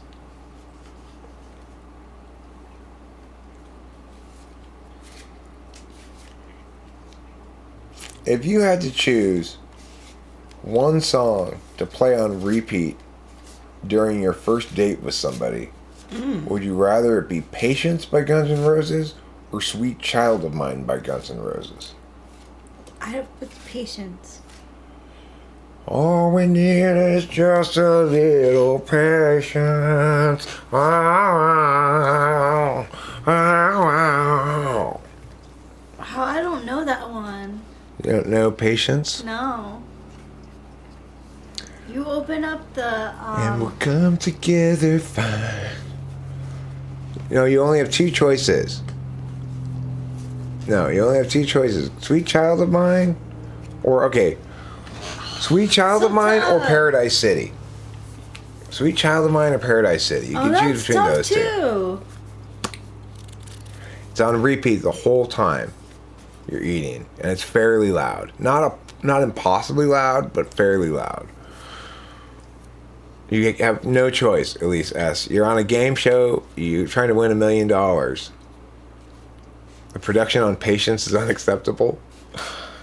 No. This is part of one of the endurance challenges. Oh, God. I wish these people would stop online strips without clothing. It's like, leave your clothings on. Leave it on. Stop online strips without clothing. It's frustrating. Okay, so you'd rather hear Paradise City on repeat than Sweet Child of Mine? But it's much more challenging between Sweet Child of Mine and Patience, right? I think that's so tough.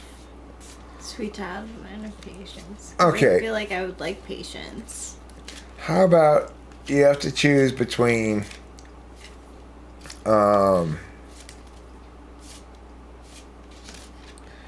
two Peter Cetera songs. One of them is this one.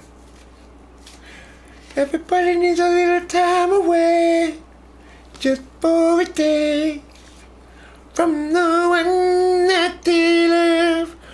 Hold me now. I never wanna say I'm sorry. Excuse me. That was good. I just want you to know. Hold me now. And I'm sorry. So okay, there's that one, or this song, sitting on the park bench. You know that song? He sings that? No, I don't think that's it. What's another Peter Cetera song? The How about Glory of Love. Yeah, I am a man who will fight for your honor. I am a man Right. who will fight for your honor. I am the hero that you're dreaming of. Holding forever, forever, 'cause we did it all for the glory of love. We did it all for love. So, okay, you have to choose between Everybody Needs a Little Time Away and Glory of Love. Hey, Winston's mom. Hi, Winston's mom. I'm going to pull a card for you. This card is for... This card's for what? Me? Yeah, sure. It's the Seven of Dogs. These are dog cards we got. Isn't that so cute? Okay. Well, I'm glad he didn't self-taught somebody else. That would be breaking the rules of self-teaching.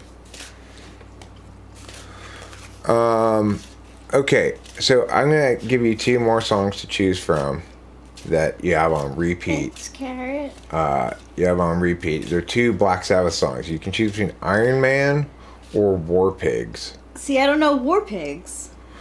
War Pigs is, it goes... Oh! I do like that song.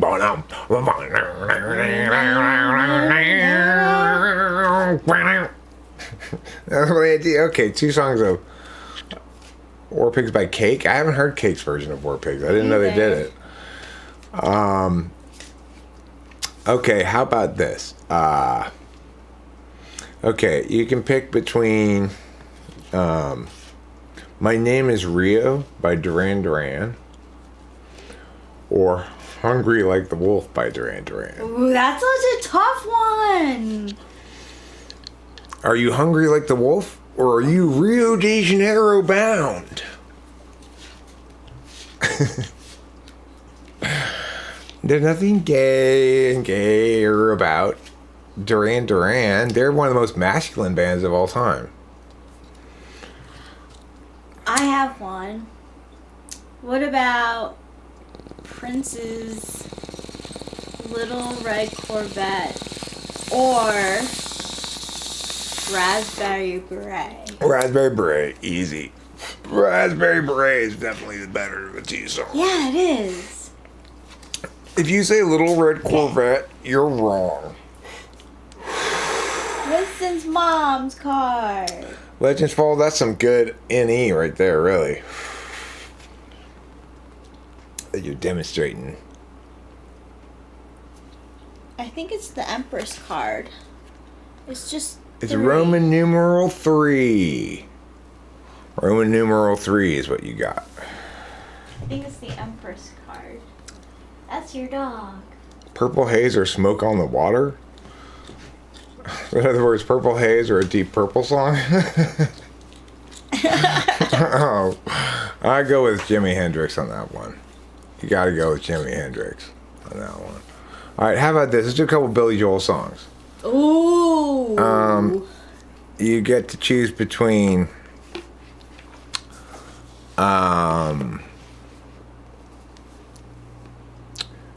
For the Longest Time and It's Still Rock and Roll to Me. Oh, For the Longest Time or It's Still Rock and Roll. Whoa, whoa, whoa, whoa. For the longest time. Whoa, whoa, whoa. For the longest time. Oh, I love that song. And Still Rock and Roll to Me is Still Rock and Roll? such a good rock and roll song. I think I would. Oh, that's such a tough one. Fly Guy, what is that song? Is that the lyrics to a song? It sounds like something that. Somebody told me that you had. It's the Killers. That you had a boyfriend that looked like a girlfriend that I had in February of last year. It's not confidential.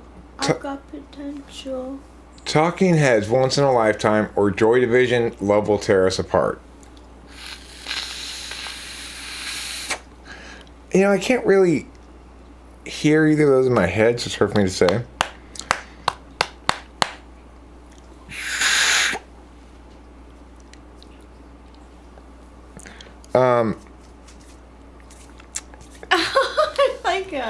Thinking on Nomad's question on Thanksgiving, would you listen to Meatloaf, The Cranberries, or Cake Cake. the most? Cake's the best of those bands by a large margin.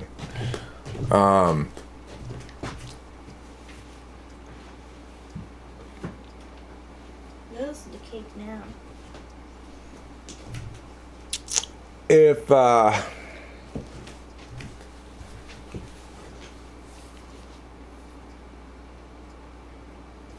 okay, if this Thanksgiving you had to have mismatched holiday music playing, would you rather have the entire time be playing Christmas songs during Thanksgiving dinner, or the entire time being playing 4th of July style John Philip Sousa marches? I'd definitely rather Christmas songs.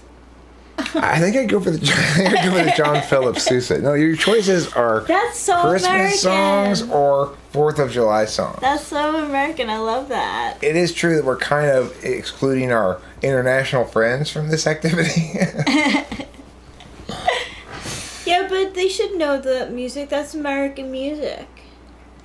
What's everyone's favorite nasheed? Mine's the green one, of course. I love green nasheed. What's your favorite? What kinds of nasheed are there? How many different kinds of nasheed can you fit in your pants? Boba Fett. Nasheed? How many different kinds of nasheed can you fit in your pants?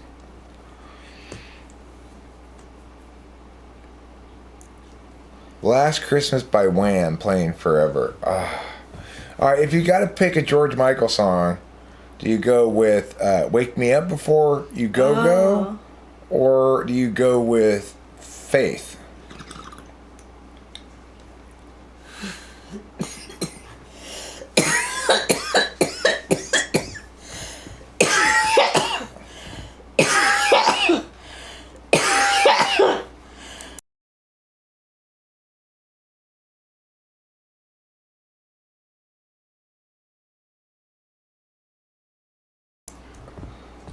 Okay.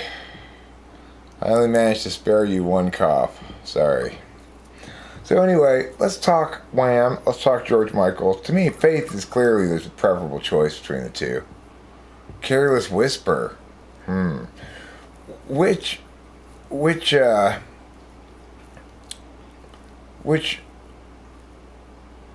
her name? Pippi Longstocking is not Cyndi Lauper. Cyndi Lauper. Which Cyndi Lauper song do you choose? Do you choose True Colors, or do you choose Girls Just Want to Have Fun? Girls Just Want to Have Fun. I think if it's on repeat, that's a tough one. I think I might go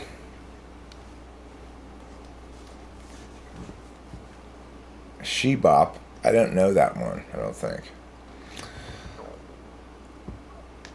Which Adam Ant song would you choose? Would you choose Desperate But Not Serious? See, I don't know that one. Or would you choose Don't Drink, Don't Smoke, What Do You Do? You I don't like drink, that don't song. Smoke, what do you do? Subtle innuendo, follow. Must be something inside. I guess that's what I'm choosing. That's pretty good. The other one is a much more serious one. Desperate, dum dum, but not serious. Kisses drive me delirious. Yeah, it's true, Elisa S. You make a good point. I would say that Johnny Depp's pirate is very derivative of Adam Ant.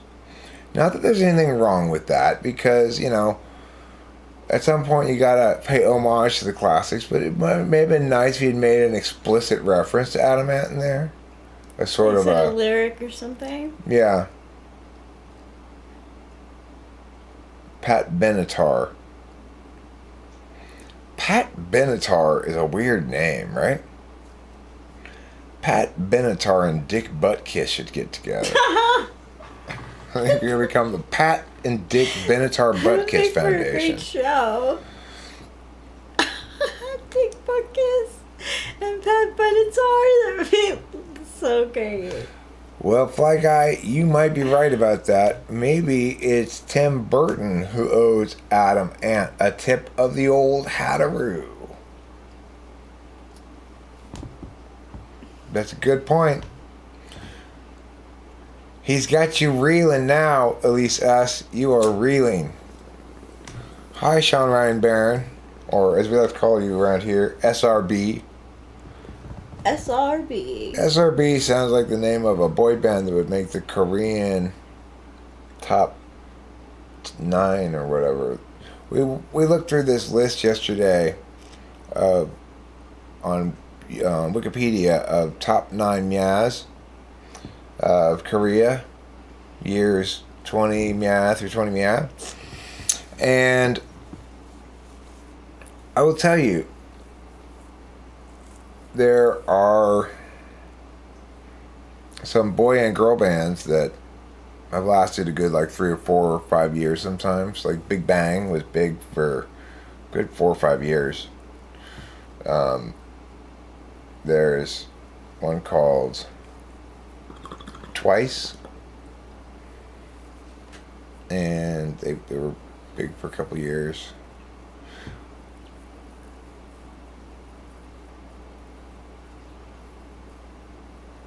So, Fly Guy, did you see what? So, you saw some of Beetlejuice, you didn't see the whole thing? I'm not that familiar with Hot Rats Boogie Watch. I'm sure it's terrible, though. I don't like Frank Zappa.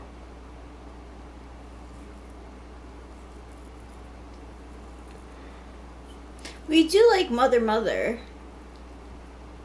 I don't know July Talk though. We don't know. Do you know? I don't know the what's Mother Mother? Mother Mother is Hayloft. Is that what you're talking about? You talking about that band, Legends Paul? Tons of OG female punk bands that were written on. They should have been given more airtime. Well, that sounds like you have a bias towards ladies. You're biased in favor of ladies. I like Mother Mother a lot. Yeah, they're the most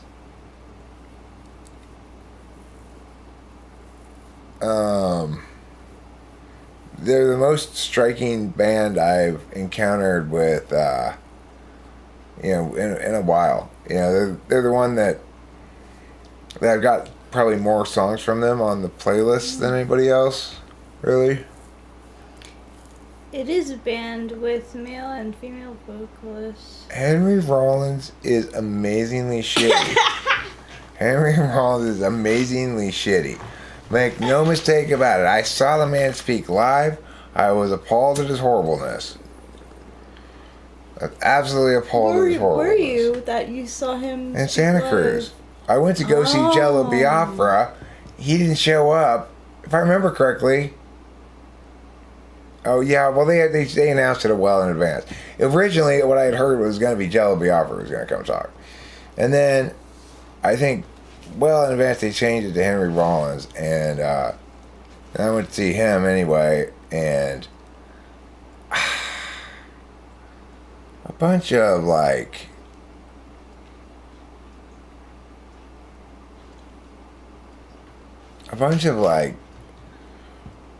nothing. That's fair to say. A bunch of nothing. A whole bunch of fucking nothing. He's all full of words that mean nothing. I think the guy must be in, I don't know. I don't know what type he is, but I was just like, oh my god, I hate this guy. That's what I thought at the time after Wow, that's watching pretty it. big. He just seemed like... Now, don't get me wrong. I will find myself singing TV Party plenty of times. Like anybody else, I probably spend a good 40% of my hours singing the song TV Party. He's in TV Party? He sings... We're gonna have a TV party tonight. All right. Yeah. We're gonna have a TV party all right tonight. We've got nothing better to do than watch TV and have a couple of brews. We're gonna watch our favorite shows. That's a good song. I mean, you can't not like that.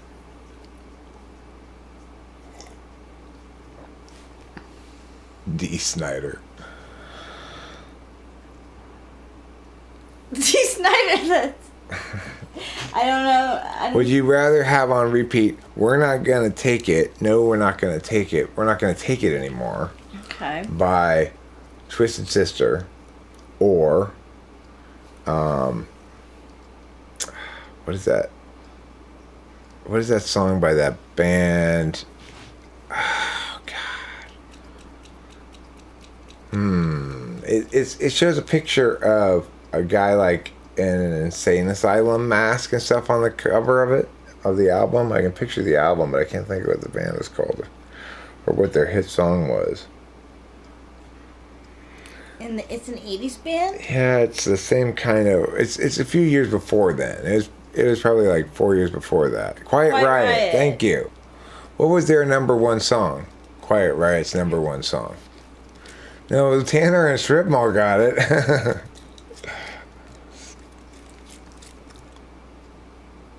Bang Your Head. Okay, so you can listen to either Bang Your Head or We're Not Gonna How Take does It. Bang Your Head go? Bang your head. You have a girlfriend. You're not an intuitive thinker. Wow, but I mean, I've got a YouTube channel. So, that translates to real world. Oh, come on, feel the noise. That's what I was looking for. Thank you. Thank Yeah, you. come on, feel the noise. Girls, rock your boys. Let's get wild, wild, wild. Okay. There's a good pairing to choose between. Wait, I couldn't take it. Yeah. That's so difficult. Mm-hmm. Come on, feel the noise. Rock your boys. By Quiet Riot. Oh, that's tough. I guess they sound so similar. I guess. Oh my gosh. Yeah, come on, feel the noise. I think Come On Feel the Noise too. Well, the thing is, as far as which one I'd rather listen to on repeat for an extended dinner or whatever, maybe we're not going to take it. I think you're going to choose we're not going to take it. Take it. Because We're not gonna take it anymore.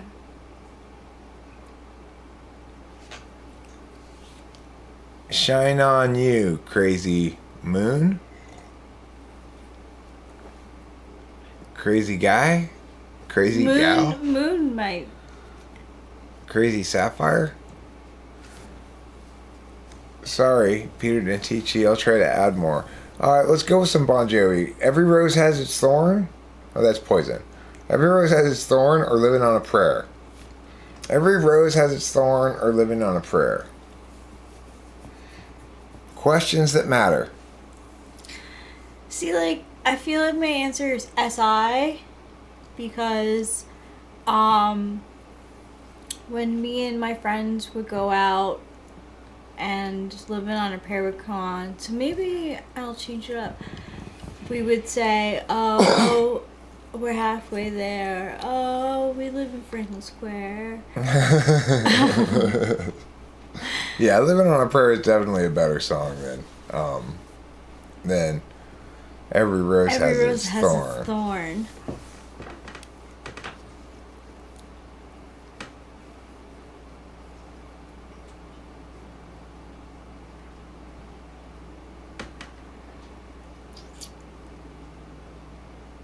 The thing with Al Gore's wife, did Al Gore's wife have sex with Dee Snider? I'm sorry, I don't want to laugh at that. That's not funny. I mean, it's so weird, though.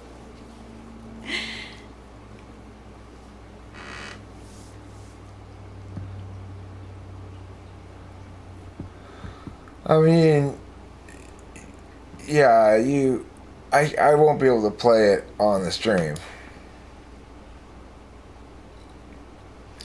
What about, like, Michael Jackson's Thriller?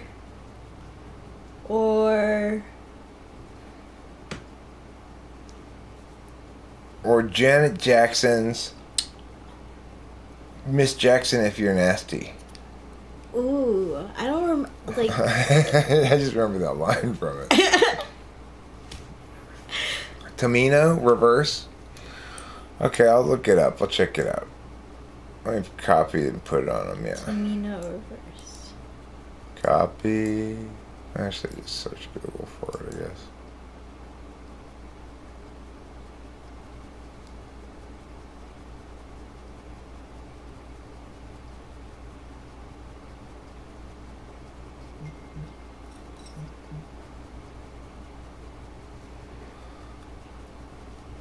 Habibi.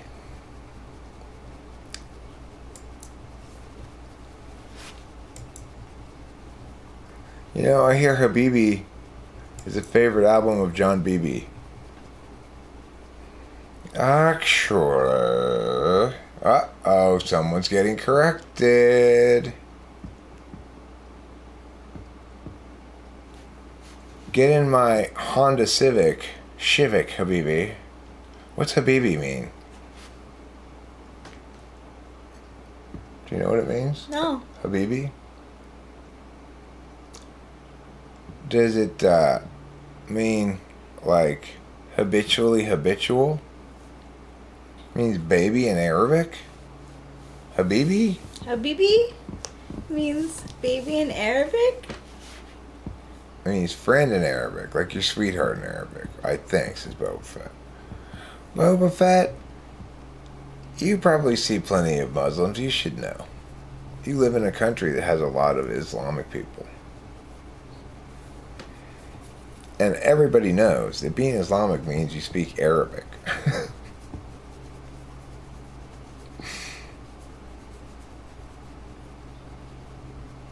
What, tickle bottoms? Would you say the equivalent of Habibi is tickle bottoms?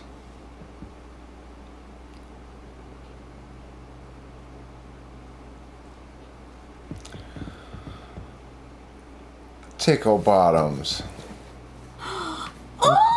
You're my tickle bottoms. You're my tickle bottoms too. I think that's a good pet name for somebody. Tickle bottoms. Bottoms. Yeah. Aww. Other good pet names are apple chutney. Oh, you're my apple chutney. You're my apple chutney. That sounds yummy. You're the yogurt to my naan. Aw.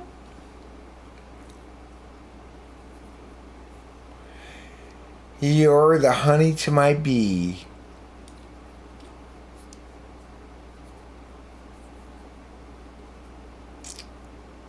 Well, today's not a very exciting day.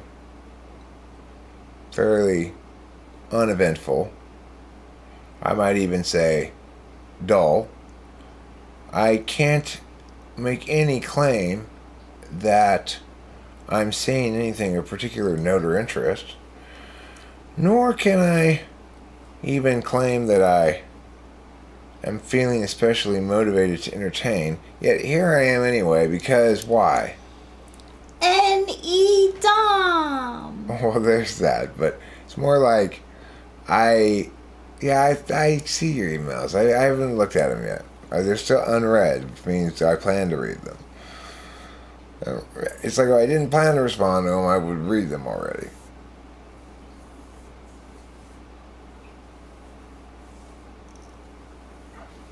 Darling, you're the hydrogenated industrial oil to my non-dairy creamer. That's why I like powdered creamer. You can't deny Rachel's childlike TI response. What was her childlike TI response to what? I don't know what you're talking about. That was T.I. I don't know what he's. I don't know what he's referring to. What did you say that invoked that thing he's saying? Forget what I said. Oh. N.E. Dom. I mean, That's why he's live streaming. is that a TI thing? Huh. That is a good question. I don't know. You would know better than me. They gave Rachel ISFP on personality database. Why? Based the shit out of me. She's totally. But nobody could possibly sanely mistype her. As I mean, people could reasonably make the argument that she's ENFJ, in the sense that she is very NI, and her SI is kind of it doesn't appear on its own unless tugged upon, I guess. So you could make the argument ENFJ. Of course, you'd have to account for the fact that if you spend any time watching it, it's pretty obvious that she's not an extrovert. You know? No, but that doesn't. But my lack of speaking doesn't mean that I'm any polar. No. So. You're definitely not any polar. And there's plenty of times where Rachel and I, if we're in the right mood, will bounce off of each other. And she'll really show a lot more expert intuition than you might otherwise think. Although she typically plays the, I'm typically leading the dance and she's following, but she has plenty of expert intuition to do that, you know. I find it fun.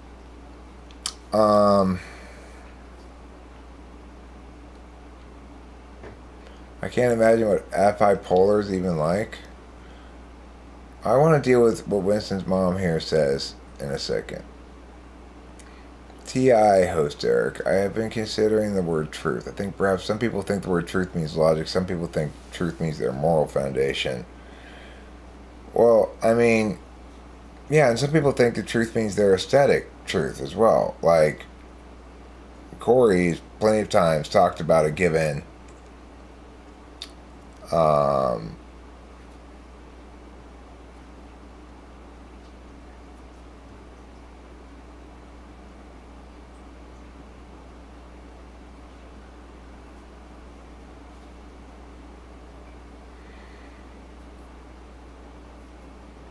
it's a little bit uh, it's a little bit I guess I would say diminishing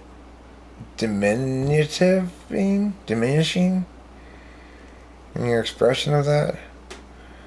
But I mean, I get what you're saying. The thing is, what am I trying to respond to? Of this truth thing. Yeah, people mean different things when they say truth, for sure. But there's a set of different things that they mean, and the problem is they don't know typically what they mean, which one of these things they mean, and they don't get that there's a distinction between the two. So,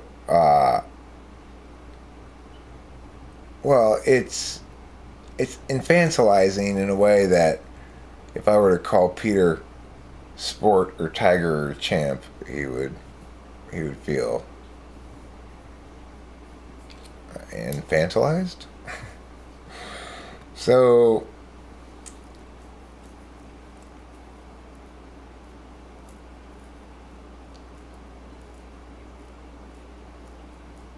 I'm getting thrown by too many things here going on concurrently, ideationally. I need to not look at the chat for a second. Okay, don't look at the chat and deal with this truth issue. So, I mean, there's one meaningful definition of truth, which is the definition that you can use to distinguish whether something's true or not, and that is agreement. In that instance, you can always agree upon something and it'd be determined that two people can treat it as a truth for sake of argumentation, right? So in that regard, truth is a status one affords to statements. But people mean different things, like Winston's mom was saying. Sometimes they'll be referring to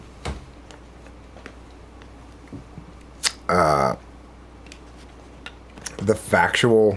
strength of the factual linkage or empirical linkage. Like, no, 7 studies have established, they've all agreed that meow, therefore it is true, right? Sometimes it'll be about the emotional linkage. I know it's true for me, you know. It makes me feel like, I was thinking a good question to ask for a type in would be saying like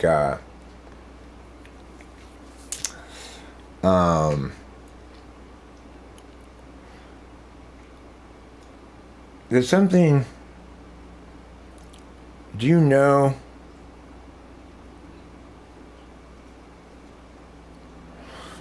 okay, well, I was thinking like the question is something like this. Is something wrong because it makes you feel bad, or do you feel bad because it's wrong? And I think, and I'll repeat the question because it's kind of hard to catch at first. Do you know something's wrong? Is something wrong because it makes you feel bad? Or do you feel bad about something because it's wrong?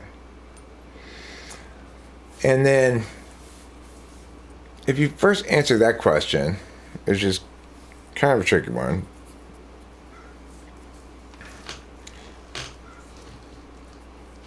Is it wrong because it makes you feel bad? Or do you feel bad because it's wrong? Most people will probably answer the second. But if you add the following words into the question, do you know something's wrong because of how it makes you feel?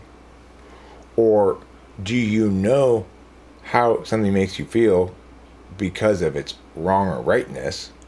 all of a sudden, most people will probably give the opposite answer.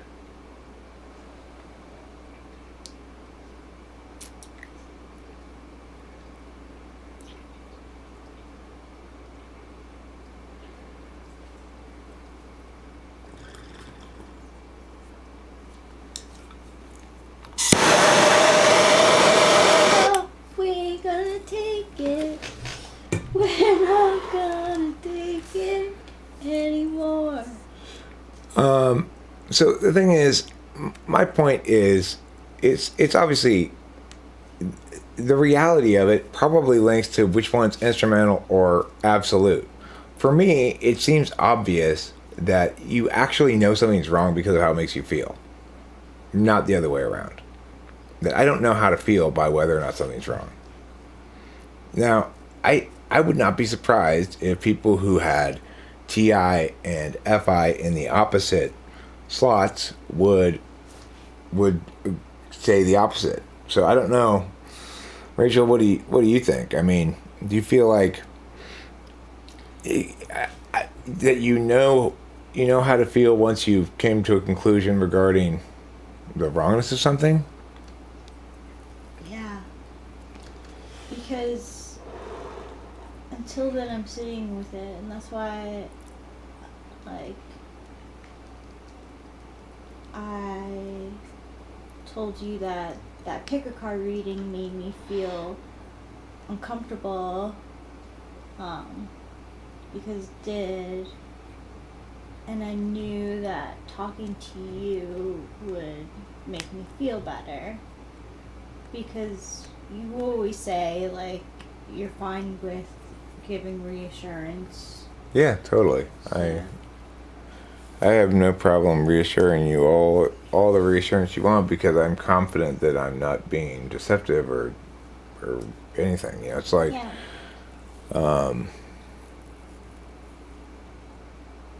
here's the deal. It ultimately, I think, plays out as TI people knowing what not to do, or at least TI and NE people knowing what not to do or say, because of how it will run afoul of other things they've said or done before. So, like, but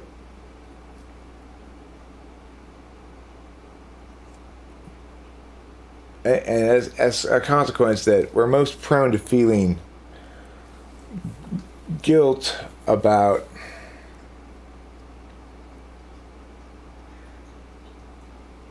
we're more likely to incur guilt about things we didn't do than most people. So I still think we're more likely to incur guilt about things we do, because I think everybody is, right? But I think we're more likely to incur guilt about things we didn't do, we should have done, etc.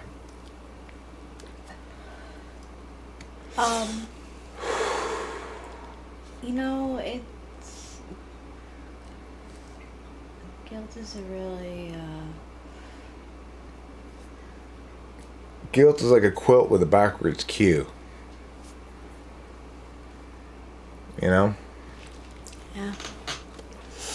One tip for FI question: when somebody has FI on first or second, when you ask a question about FI or FE, and you're not sure that person had FI or FE, FI will always know why they answer like that.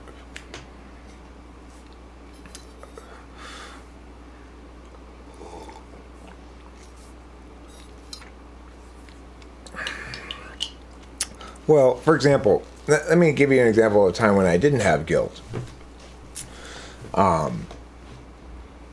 When I was in Pomona and the cops were tasing that guy, and everyone was standing there, and I was the first one to say, "Stop tasing this guy," right? And then a bunch of people followed suit as the crowd was sort of frozen into silence, right?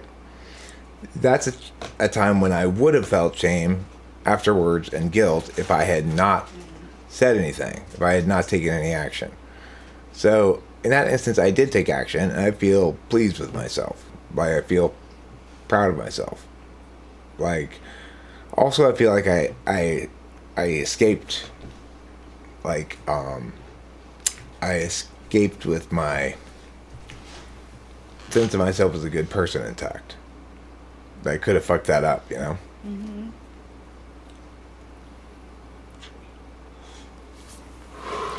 So, this is a little bit dark-ish, but like,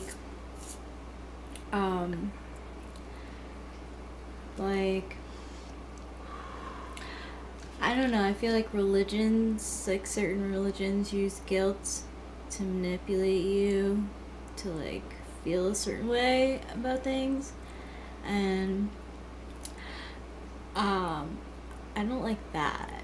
That's why God's Big Heaven Church is becoming so popular, because we offer a very convenient monthly holy water delivery service that Holy water delivery service? That's all I needed. or for a one-time yearly fee, one of our pastors can come out and bless your sink so that nothing but holy water comes out of it for a whole That's year. So And then we encourage you to just drink it all day long. That way, whatever sins you incur, you just immediately washed away by the consumption of the holy water, and you're clean. Your soul is as clean as a newborn babe. wow. In debate, how do you set up and define truth in a debate on faith? Well, I mean, you wouldn't necessarily debate faith directly. I mean, I'm not sure how one would debate faith directly. How does one, which truth is being used in a debate on creationism in regards to intelligent design? Well, that's such an ENTP band. Oh my God, that guy is such an ENTP.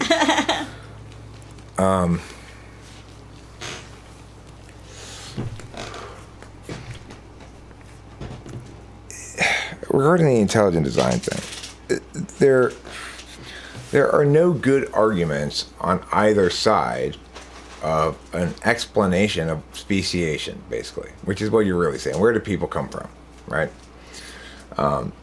Creationism is not an answer. Intelligent design is an inference that one can intuitively go, that makes some intuitive sense, and that's about as much as you can do with it, right? And evolution is an intuitive inclination as well that one can easily falsify. That's the difference between the two. But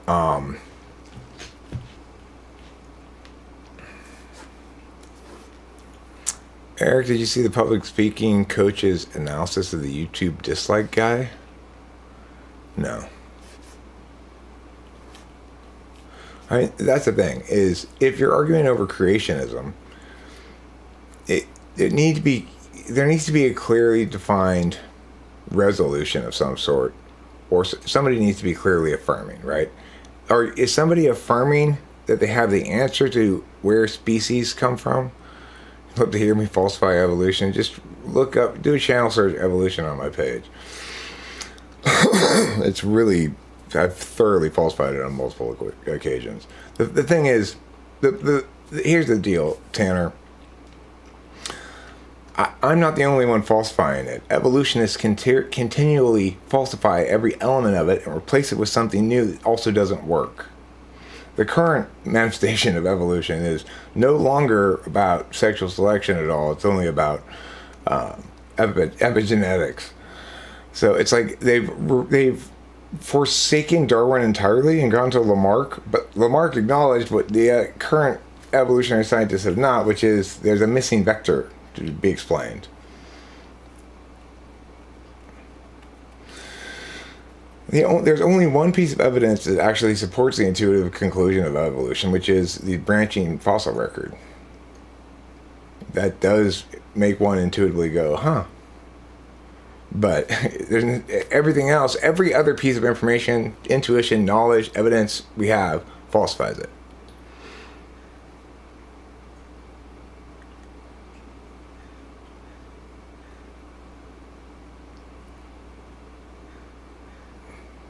I mean, I don't really want to go into a full falsification of it right now. I've done so in plenty of videos. You can channel search, but I'll give you a quick overview.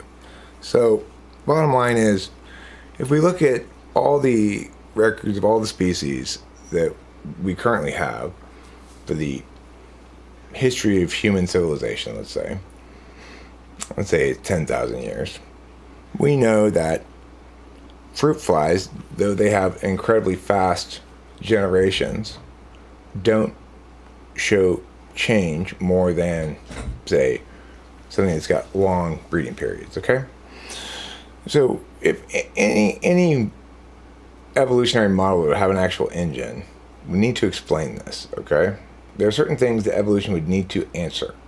In other words, why is it that things are no longer evolving? And the answer is, of course, they are no longer evolving. It's not, even if you believe in evolution, everybody has to acknowledge that things have been the same as they've been for a good 10,000 years, more or less. And we're looking at a time frame of about 40 to 60 million years max. So,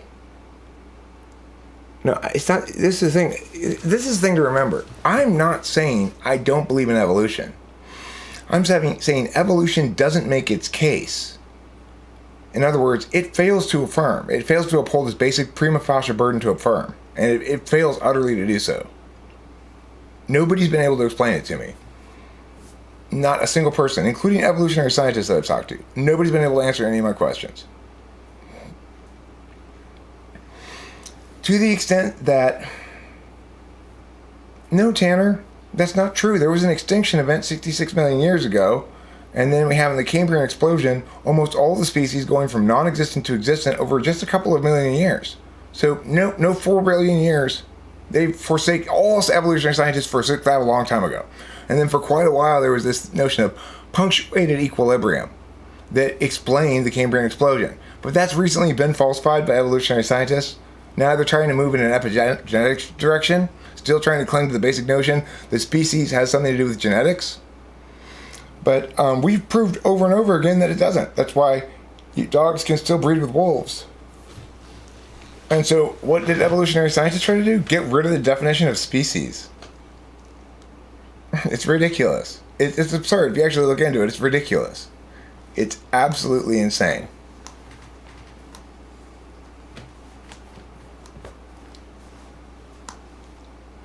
Okay, but Boogie Walk, the thing is, what you can't show is any change within a genome. You can't show any mechanism by which genomes, there are changes to genomes that don't represent an increased sickness in the genome. You can't show any instances of genomes evolving. It is no doubt that genomes include occasionally additional genes, additional genetic elements, such as sickle cell anemia, and those represent a move away from the genetic mean, the genomic mean, you might say, okay?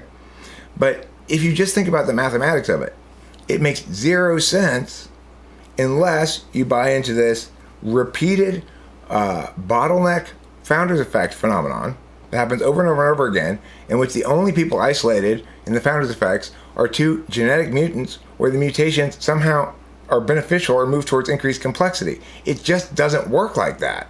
As a matter of fact, when human beings stop putting pressure onto a genome to change by selectively breeding it, it reverts to the genomic mean over time.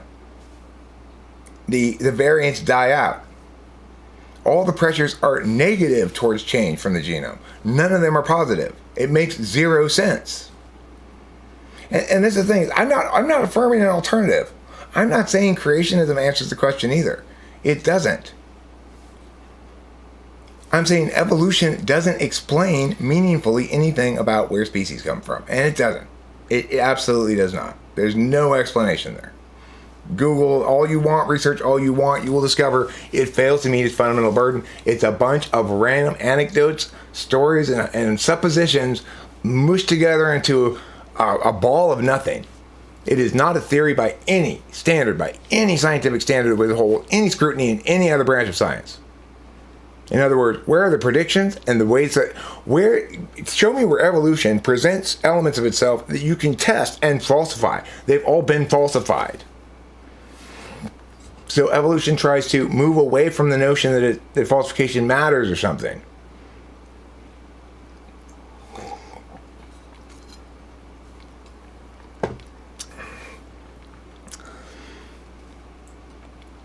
So in other words, there's nobody who believes in evolution. Nobody who believes in evolution. Okay, CRISPR is a tool that can provide data that's empirical about our capacity to alter genetics. That's true. That's not any explanation about changes in genomes over time due to selective pressures. That's fundamental. But that's the thing. To be a good thinker, you understand who's affirming what, and if they fail to make their affirmation, you negate. Evolution is making the affirmation that it explains where species come from, and it doesn't. So we negate. Peter Dentici, you've not answered any of my questions, not addressed any of the myriad things I've said. I've falsified it in multiple ways. You've not addressed any of them. Mathematically, it makes no fucking sense. It doesn't matter how much of a genetic variation there is in an individual within a species of which there's thousands or millions or billions of individuals. How can it possibly affect the genome and change into a different species without this repeated phenomenon of isolation, founder's effect, and bottlenecks? Which make no sense either, because where's the fucking... Since all people agree now that there are no positive mutations, where does the change come from? Where does increased complexity come from, since all parties agree there are no positive mutations? Only neutral or nearly neutral. Answer the question. What's the mechanism by which evolution occurs? What's random? What's random? This is a waste of my time. Google it, Peter. No evolutionists any longer think that natural selection is evolution. That's what we were taught in school, but that's not what evolutionary scientists say evolution is anymore. I don't want to argue about this. Watch my many other videos about this, in which I detail in much more detail the explanation as to why, the genetic drift barrier, the mathematical falsifications, etc. It makes no fucking sense if you just think about it. A species is defined and has heretofore been defined as two individuals. If they make a reproductively viable offspring, then they're the same species, right? Well, we have empirics to demonstrate that. If you breed a lion and a tiger, you get a liger, it's not reproductively viable, right? Because they're different species. So it's a meaningful distinction to make. But by that definition, then, anything that's sufficiently different from the other individual to comprise a different species can't reproduce with the same thing. I mean, to be a smart, good thinker, you have to negate evolution. You are not affirming something else by doing so. The correct answer is, we have no fucking idea. That's a correct answer. Your evolution explanation is complete bullshit. It stands no scrutiny. It holds no water. It answers none of my questions. Why haven't we seen fruit flies evolve? Their generations are so rapid. Why haven't they evolved into something other than a fruit fly? Why haven't they evolved out of being a bug into something else? What does that have to do with anything? My religion has absolutely nothing to do with my capacity to critique arguments. Evolution is making a bad argument. It's not making any argument. It's making a claim it can't withstand. It can't uphold. It's claiming to explain speciation, and it fails to do so utterly. What else is there to say about it? It's not a religious question.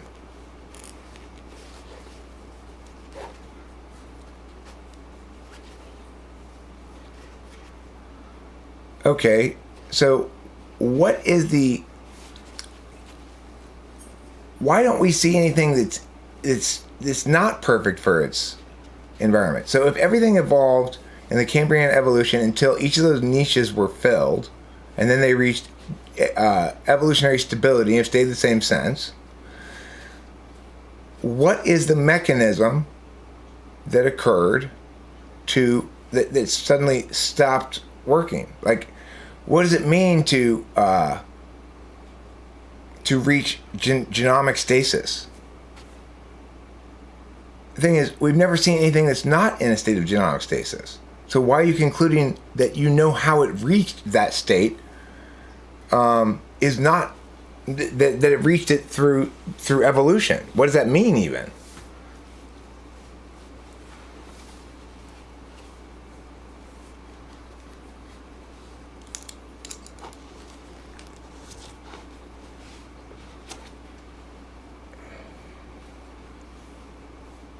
So, if you say, well, evolution is non-linear, and they're perfect for their environment, they breed so quickly and have many generations, this is evidence of their success.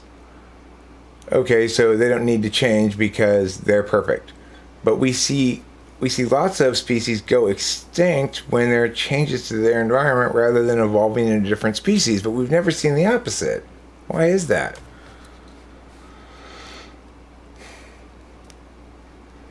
That's weird. You'd think that with all those selective pressures, especially with humans and generating the environment, there's a great amount of selective pressure, great opportunity for founders effect, great opportunity for bottlenecks, genetic bottlenecks. Why have we never actually seen anything evolve in response to that, but instead go extinct?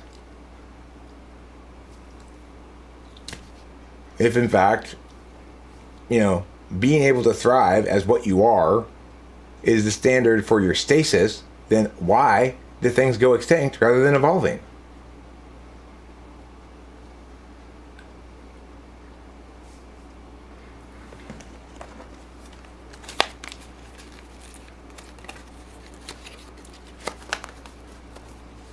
Oh, I see.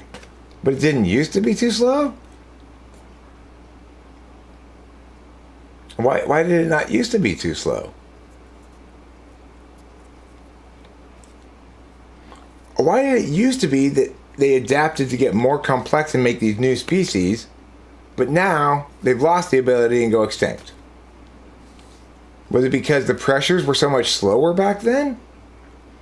Because changes to the environment were slower? I mean,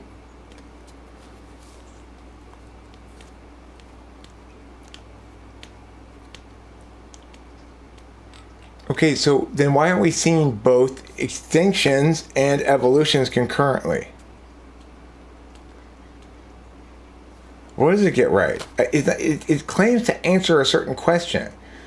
It needs to either successfully support that claim or not. Those are the only two possibilities. And see, I'm asking basic questions that aren't getting answers, right? These aren't answers to my questions. What is it that's changed? Why is it that no longer do creatures evolve? I mean, what's faster than a volcano blowing up in your immediate environment and changing the ecosystem for years at a time with ice ages? I mean, come on, what are you talking about? It's nonsense, right? No, but see, that's the thing, Tanner. It's actually not that difficult to look at because we're only looking at a couple million years in the Cambrian explosion. It happened real quick. It's no 4 billion years. That's bullshit. They tossed that out the window a long time ago. So what changed? Why is it that things no longer evolve? Because not all pressures on ecosystems are fast, right? There are different speeds depending on the pressure of ecosystem, right? Depending on the kind of ecosystem, the amount of pressure on it, where it's being pressured. So why is it? I mean, not for something that lives thousands of years, not for something that breeds once every 100 years, like an agave plant. In that, you got 10 generations is 1,000 years. 10,000 generations is 1,000,000 years. We have 10,000 generations of fruit flies within a human lifespan easy, or much less than that even, right? So it doesn't make any sense, right? It doesn't make any sense. We have to be honest. We have to not lie to ourselves about whether or not this makes sense. You don't have any answers. You have equivocations. You're saying, yeah, but it takes a really long time. That's why we can't understand it. You're playing God works in mysterious ways. You're not answering my questions. You're playing God works in mysterious ways about evolution. And that's fucking bullshit, and you should recognize that fact.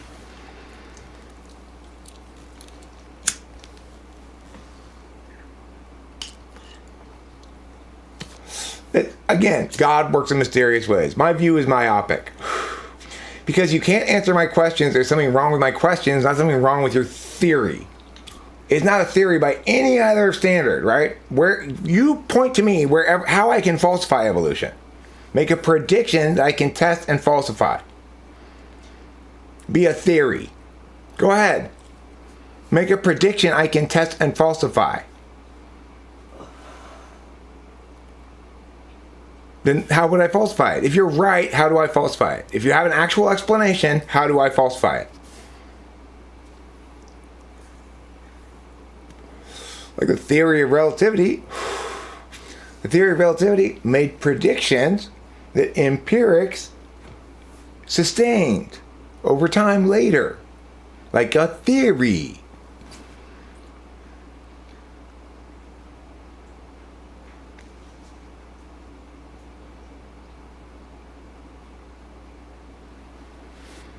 I mean, there's adaptation within a genome, and then there's a limit to adaptation within a genome.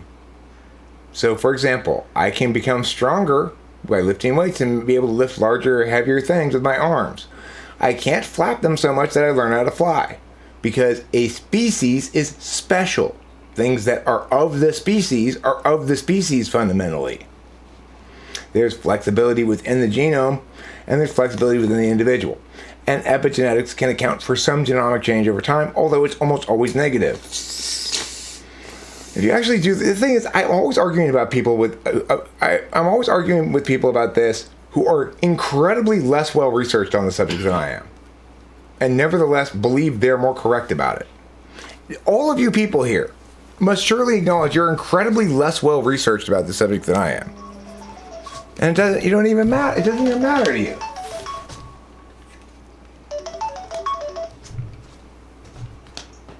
Hey, Cameron. Hey, Eric. Do you want to hang out or do another day? Let's do it another day. I'm kind of running out of energy. I kind of got in an argument here on the internet. Alright. Okay, I'll call you another day. Alright, cool. Thanks, man. Bye. Okay, later. Sure.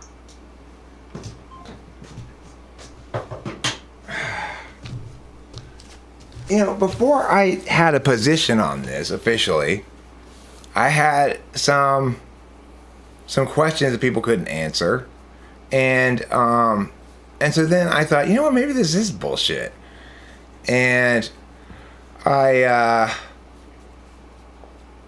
researched it a whole bunch before I came to a conclusion about it. Before I started talking about why it's bullshit and why it's bullshit. Remember what I did before I had a strong conclusion about it. You can trace the history of this on YouTube. There's a time when I don't have an opinion about it particularly. I'm like, well, I haven't really thought about it much. Seems like bullshit though. Okay? And then before I took a strong position on it, I researched the living shit out of it. Because I'm a debate coach. I actually checked to see.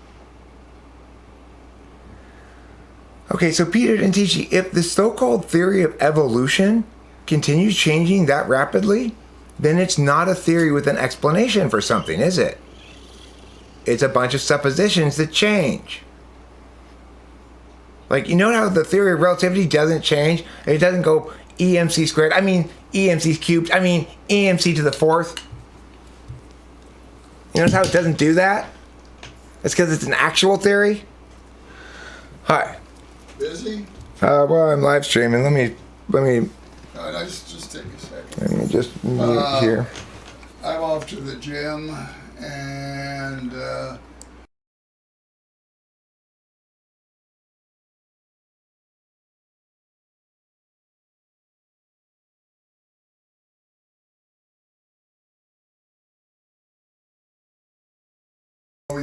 I can walk. That was on the instructions, but I can walk at the treadmill in the gym just as easy as I can around the block, and probably with less jarring. And it's kind of hot today too. 90. Yeah, another hot day. All right. And I thought about doing something tonight, but I'm not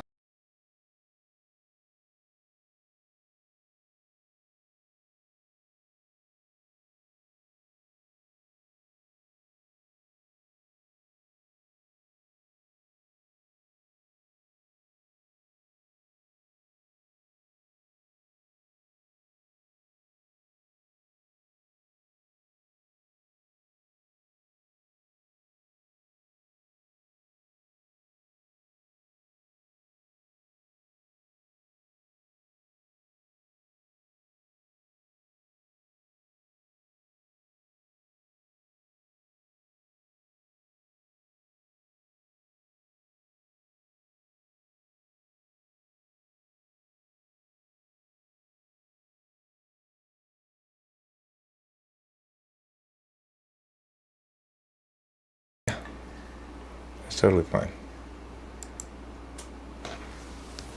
Okay, there.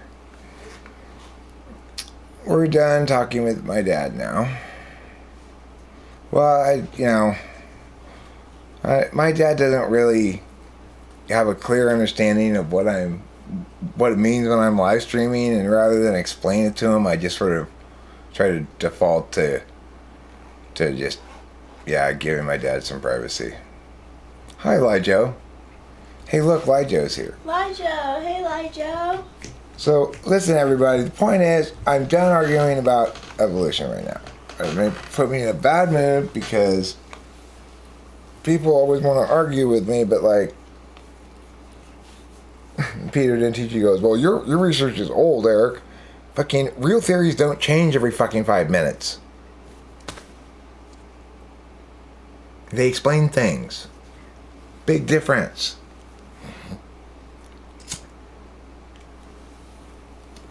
Boba Fett is right. Lijo is famous.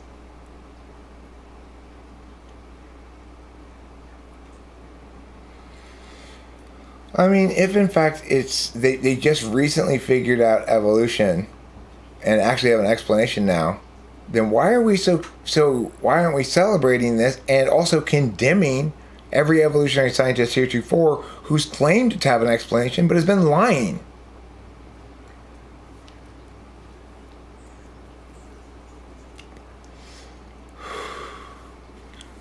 You're but a snail trailing the crust of the earth?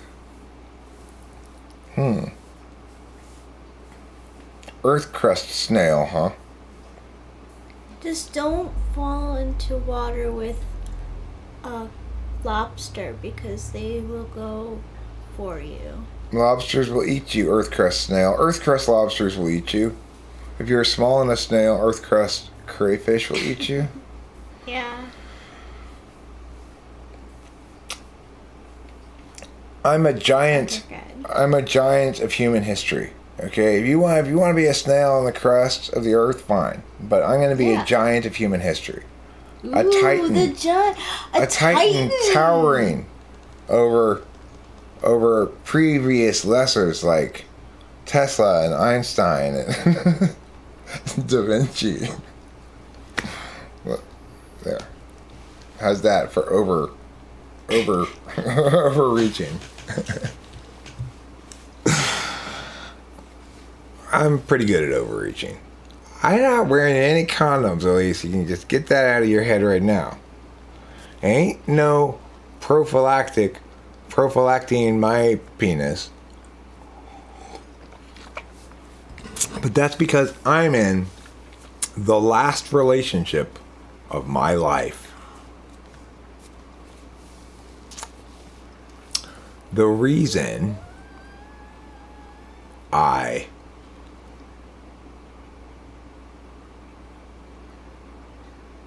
don't need to worry about getting as Scooby-Doo would say, a sexually transmitted disease.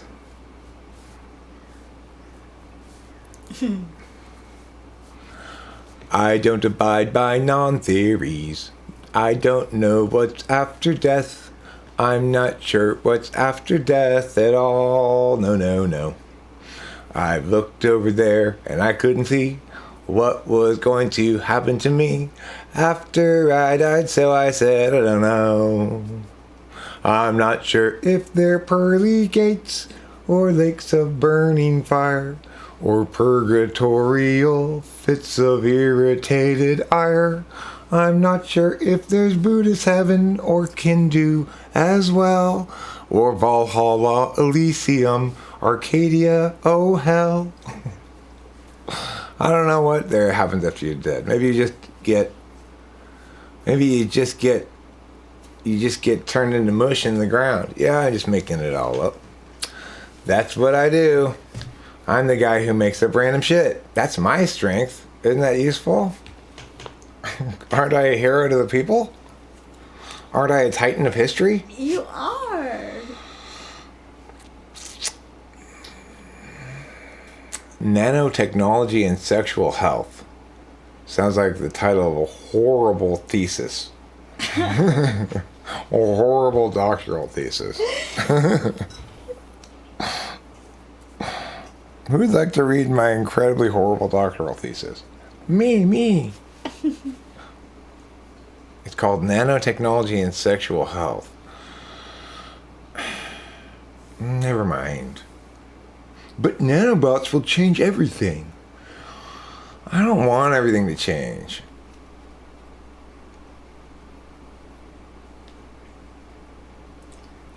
I don't want your mom's face to change. Thanks, darling. You're welcome. I don't mind if my mom's face changes. Me neither. I was just taking it. So, anyway, how's everybody doing today? Nice to see you all. Got a little bit of a tip there. People want to argue with me about evolution. It makes me mad because it's like people are wrong and they're just unconvincible because they're so clingy to their fucking wrongnesses. You know, if I had one hit single, I'd want its lyrics to be "Stop clinging to your wrongnesses," and that became a hit single. And everybody would think, yeah, I should stop clinging to my wrongnesses. Even if they didn't think that, it would get caught in their head, you know?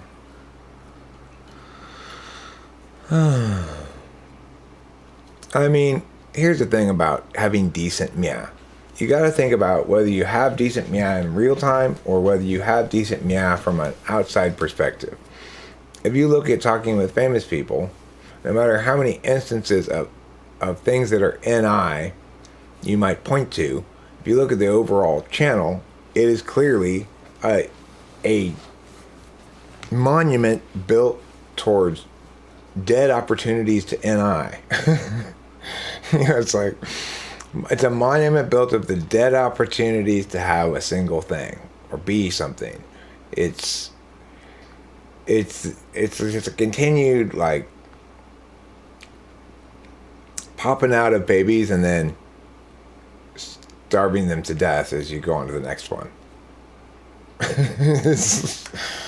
It's like getting everything wrong, right? On some level. And that's what it means to ignore NI from a third party's perspective. If a third party wants an example of what an NI ignoring person will do with a YouTube channel, they can look at my channel. And does that mean I'm not able to use introverted intuition? No. It means I don't use it on the topmost frame level. I use something else. I agree with Lejo. She says this channel as a whole showcase on NE. And it's indicative of how saying you're NE Dom and saying you're NI ignoring are the same thing, right? It's just two different ways of saying the same thing. Because I'm NE Dom, it means I make a bunch of different videos. Maybe if I were to take a more TE style approach to my being an NE Dom, I might be able to separate that into a bunch of different channels, but probably that would get frustrating pretty quick. So I think that shows why an ENFP would probably have a different looking channel than an ENTP. This channel is an exercise in NE plus FI polar, which is to say self-indulgence combined with random shit. No, the ignoring is a term from socionics. Countervaluing is a term I use, and valuing and stuff. I'm the one who initiated talking about things as being either absolute or instrumental values or possibly countervalued. And of course, the thing is, to understand cognitive functions, you have to understand that these things work as subjects, objects, and agents. So when you look at my channel,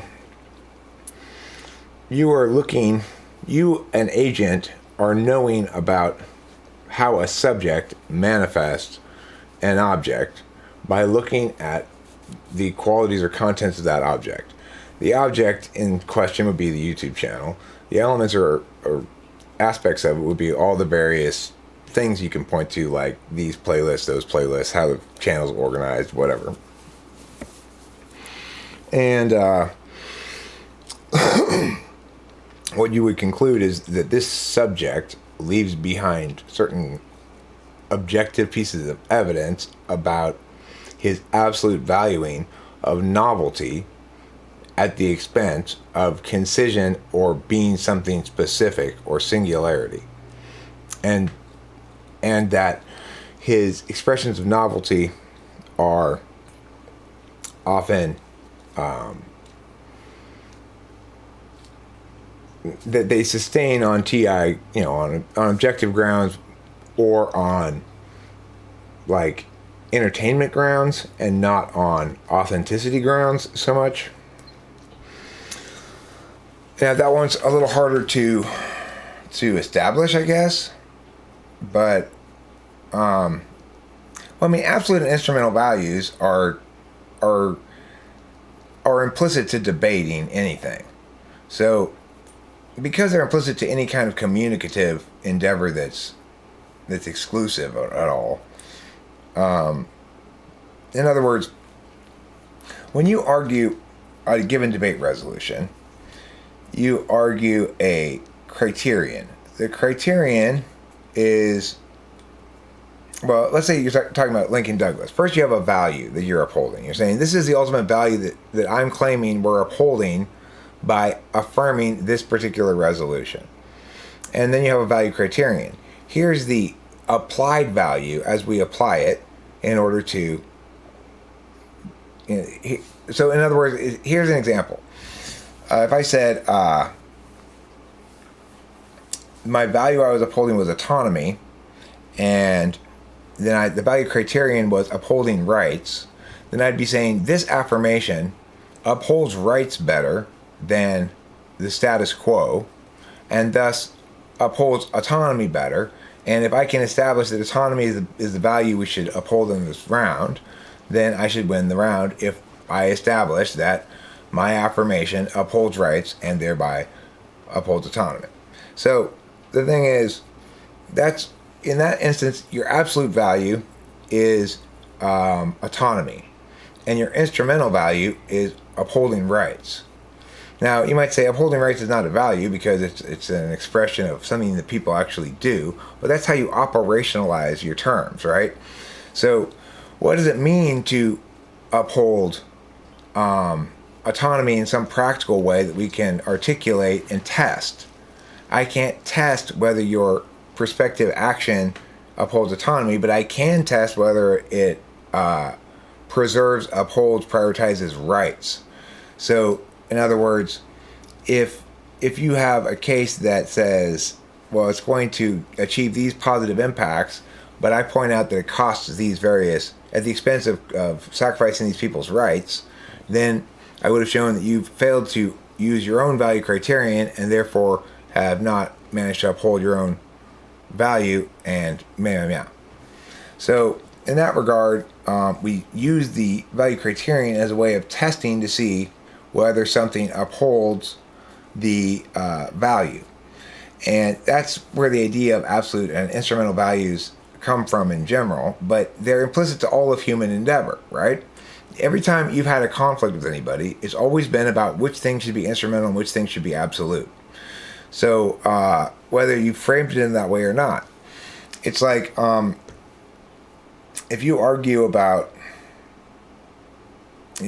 with your mom about whether you should do your homework right now or whether you should put it off till later, you're arguing about what should be the absolute and what should be the instrumental value. Should the absolute value be getting it done, or should the absolute value be doing what you want right now? And if the absolute, in other words, is control over your schedule, being able to put things off, a more desirable state of affairs, or is having something off of your plate a more desirable state of affairs? So for people who struggle with SE, if they've got SE as countervalued, let's say like 6 slot, then they don't care about control over their schedule so much as they care about getting things off of their plate. In other words, they do the SE they have to do to get things off of their plate so that they don't have to worry about SEing, right? And then in contrast, they don't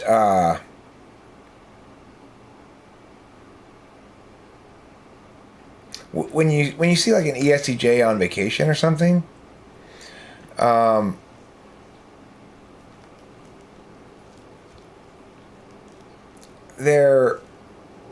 you can see the SI.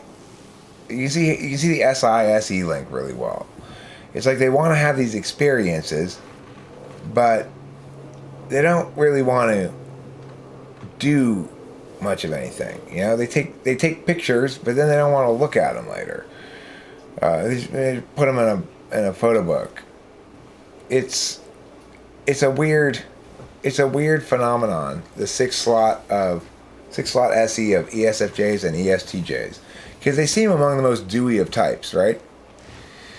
But the fact is, from a third party's perspective, a lot of you might say that ENTPs have very good TE. Watching Jeffrey figure shit out is the thing is, what's going to happen is that a lot of times the person, because of your selfish third slot, that's part of why you demonstrate your sixth slot. So I don't want to ask other people for help. I want to be the generous one, always, not the receiving one. I want to be the one who's like, like I'm in that way I'm childish with my third slot FE. But as a consequence, I always try to solve things myself before I ask people. So you're going to see a lot of TE from me if you're actually talking about TE. It's not experience seeking, Joe. It's just, if you have SI in the tool function, what it means is that by nature you approach things by imprinting the experiences. Okay? Which is to say, it's the maximum of hasty generalization. An SI person will go experience something, determine if it's a good experience, and then repeat the experience multiple times. So my dad, you might say he does a lot of stuff, but he does the same things over and over again. He goes to the desert, he goes to Laughlin, he goes to Vegas, he eats at the same restaurant, yeah. Okay, that was you agreeing with me. Thank God. I skirted a close one there. I'm gonna try and get some pets from Kitty.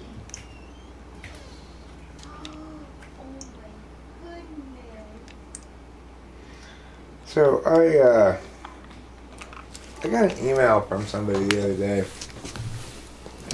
and it's like they want a cheap typing, and they sort of made their set of arguments.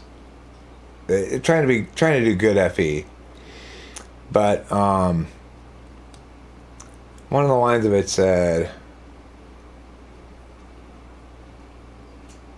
"Since you mostly seem to be doing this for fun," I was like, okay, I want to make this clear. I do not type people for fun. All right, it's good work. It's fun work, but it's work.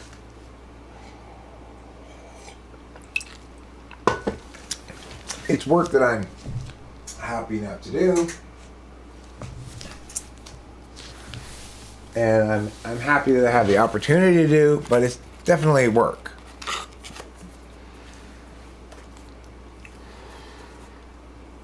I understand how each function takes a lot of its users' time in their head or in the environment, except for NI. NI knowledge is random and unexpected compared to others. Well, no.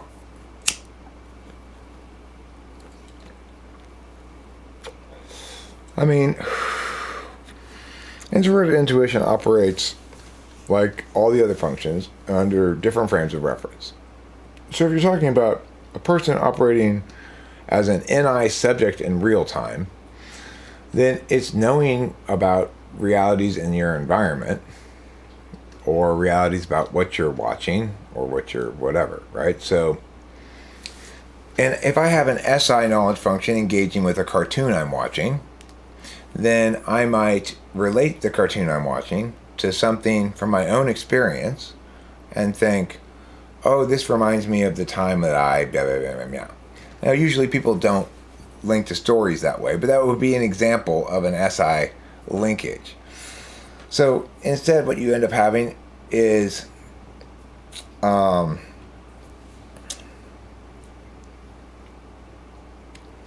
it shows more in people's taste in things than it does in how they engage with stories. So, like ISFJs like a lot of like period dramas and stuff, and ESFJs like Real Housewives and shit, because it allows them to experience the FE stuff really directly in real time. You know, they don't have to have a lot of meaning stuff in between. If it's like trying to squeeze a dry lemon, Lijo, you probably got an ISFP or ISTP on your hands. Period drama sounds messy. It's a nice way of saying vaginal blood sploosh splash party.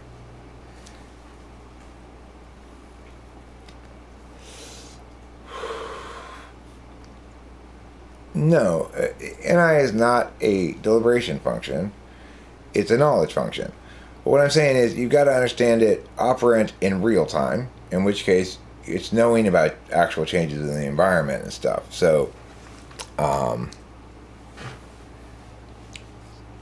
can't think of a super good example, but I have plenty of examples of Rachel noticing things in real time that I don't notice, and there something significant that changes my interpretation of something, right? So the other thing is there's NI. What NI looks like if you're a third party looking at a subject, right? So if you look at my channel at a channel scope, a channel level of zoom, you see what NI ignoring looks like. A refusal to be, or a prioritization of making newish things that you want to make over being something specific. Now you could try to argue, no, Eric, you're almost always talking about MBTI stuff, so you are something specific at this point, blah, blah, blah, blah, but then you'd be zooming in wrong, basically. You'd still be not acknowledging that from an NI level, this isn't how YouTube channels work, right? So it depends on what kind of perspective you're talking about NI from. Are you talking about an individual actually walking around being an NI dom? Then you're talking about somebody who's operant in a receiving mode almost all the time, which is why Rachel is more likely to echo what I say than she is to repeat one of her favorite phrases. SI doms are likely to have the same phrase in comparable situations, and they say it over and over again. So every time it was cold, my mom said, "It's cold as a witch's tit." And every time I need to illustrate this concept, because I'm an NE dom, I go back to the same examples that have worked for me before. I don't come up with new examples constantly. Because why? Because my examples aren't NI, they're SI, which means they're actual things. There's a finite number of them, and they're actual things. They're not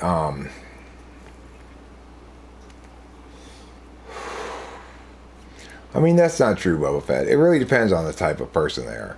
So certain types are much more easy to type than others, and certain types are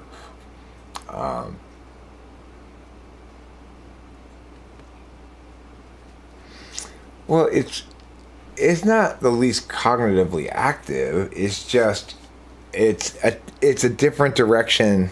It's a different direction of attention. So while deliberation functions are get kinds of attention, getting information and deliberating it, knowledge functions are receive kind of functions. So it's like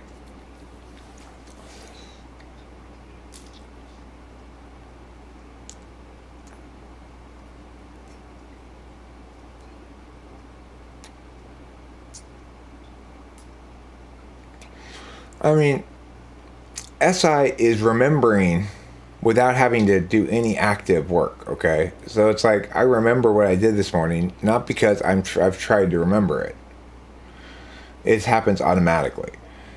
And just because something happens automatically doesn't mean it's not a form of attention or a form of cognitive activity.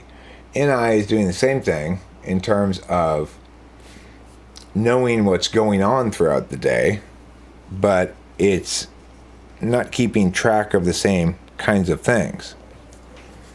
So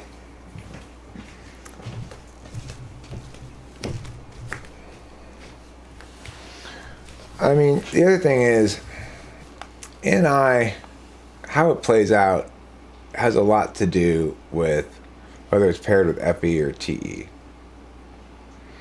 Because NIFE people understand like aesthetics, basically. That's their particular, yeah. Well, Boba Fett, I would say I would attribute my mistyping of Rachel to the fact that she's not one of the types that I just indicated is particularly easy to type. So if I'm going to mistype somebody, I'm going to mistype probably an INFJ as an ENFJ or an ISFJ as an ESFJ because they're much more demonstrative of their FE. And also, remember, I'm less likely to mistype anybody now than I used to be. So one of the problems that NI types sometimes have is they underestimate the power of SI for SI types. For me, the more experience I have doing these sort of things, the more clarity I have and the better I get at it. For NI types, they want everything to cascade down from my NI truth. So it's like, well, Eric, I'm going to use the same argument you use on evolution on you. I'm going to say, well, if you really know what you're talking about, it wouldn't be constantly changing. Well, it's not constantly changing. It's instead refining specific details. The core engine of it is not changing anymore. It was for a while back before. That's because I was wrong. Once I stopped being wrong, it stops changing. And even then, I still wasn't wrong about the core engine. I just was wrong about some of the core understandings of it. In other words, the key to understanding all the cognitive functions are these multiple frames and their interactions. One being the agent-subject-object angle. In other words, anytime we talk about a cognitive function or a stack, we need to explain first and think first, what are we going to be analyzing here? Are we analyzing the function as an object of analysis? We still need to explain whether explaining it as an object of analysis is working as an agent, subject, or an object. So in other words, how do I react when I'm the object of somebody else's NI is one question to ask. How do I react when somebody else seeks NI from me? Give me a straightforward, simple answer. And how do I react when I'm watching NI being subjected to an object? What's my analysis thereof, right? And then if you want to understand it even further, you say, okay, well, do I understand when I'm experiencing it as an agent, in other words, when I'm just knowing about things, do I treat it as an absolute or an instrumental value? In other words, if you're an ENTJ, you can see the clear instrumentality of NI. They want to know their type. They want to take away from it what they can, namely, how can I fix the fact that I have a weak spot? and then they go away and utilize it for their own purposes. It's not a place where they sit in for a while. They don't sit in their bowl of NI truth that is cognitive functions. They grab the particular kind of soup they are and walk away with it and utilize it for whatever purposes they have.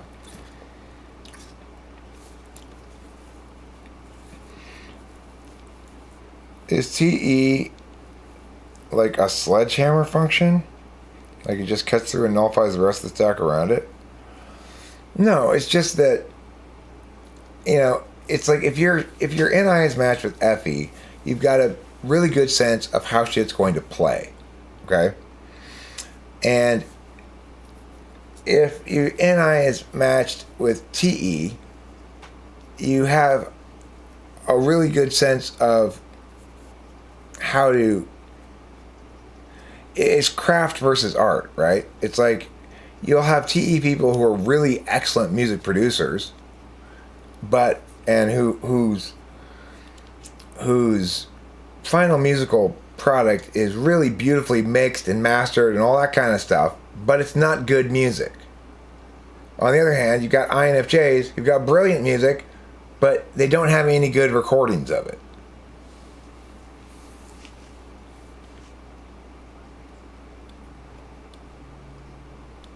So that's the difference between NIFE and NITE. TE has no soul, and FE has no like self-sufficiency. If you want to say TE has no soul, TE has a soul. It's just its own soul. I feel bad taking the money for. No. That's fine. It's just something my dad sometimes does. I don't know why he feels. It's like, my dad loves us and wants to be nice to us, and sometimes he comes up with weird excuses to give us money. Like, why are you buying us dinner tonight? Oh, well, like, I actually was wondering if maybe we could put it towards whippets. Well, you want to get whippets instead. Well, I think we should still get dinner, though. Okay. Yeah, we should get whippets, I agree. Before we go get whippets, though, I want to play a couple of songs on the guitar, I think. Ooh. You know how you said FE cares about what people think? From observation, I notice a lot of FE third people act like they don't give a fuck, right? And it's very important to them that everybody else knows they don't give a fuck, right? Mac Daddy, I don't give a fuck what you say about that, all right? And it's important to me that you know that I do not give even one fuck. Whoa. Not even one. Oh. So if I'm always imagining someone watching me and I have plenty of debates with this imaginary person in my head, it means I have a deliberation function of TIFE. I think you meant to say FE. Yes, for sure. And in our childish FE, we win FE battles like they do in Japanese cartoons, where there's somebody who's too arrogant and full of themselves, and we put them in their goddamn place. Hey, Back Daddy, I can tell. You're one badass MFer. You don't give any Fs. I can tell. That's why you've got that balls to the walls sticker on your truck with your American flag.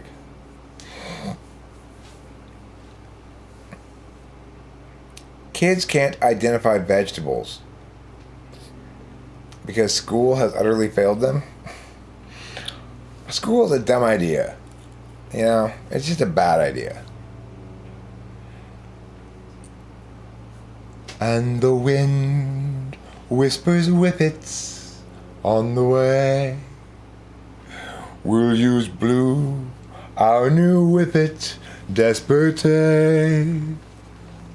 Yes, disperses all the whippet gases into our lungs. And then we feel ravey and young.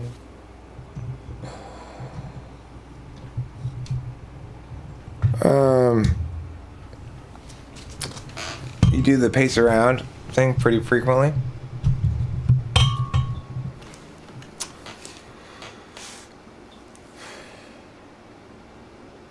I guess it would depend on the substance of the debates, whether the person you're debating is an actual person or not, and what kind of debate you're debating about. 75% off is pretty good for Uber Eats. Well, I got.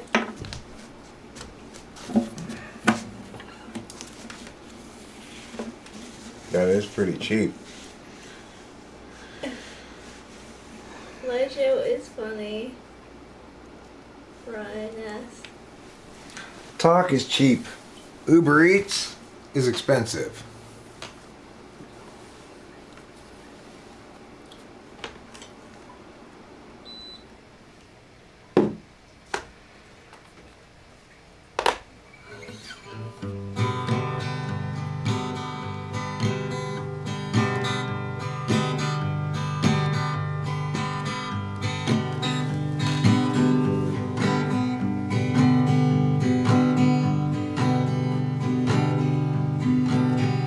When the day is hot, even though it's not the time of year it should be.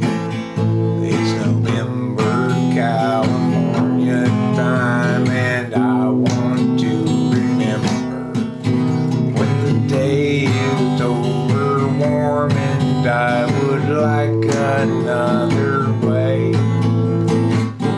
That's when I go to the store and say, hey, can we get a box of Tip Tops, please? If you don't, then maybe these Swips will do with naked ladies on the box. We will take them home and crack every whippet with a snap. Then inhale all the gas into our lungs. Mormonism.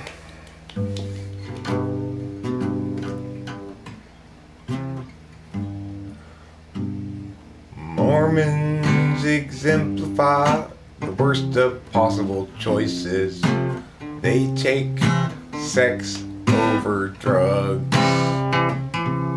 You should prioritize sex over drugs. That's a way to not get high, although you'll get more hugs.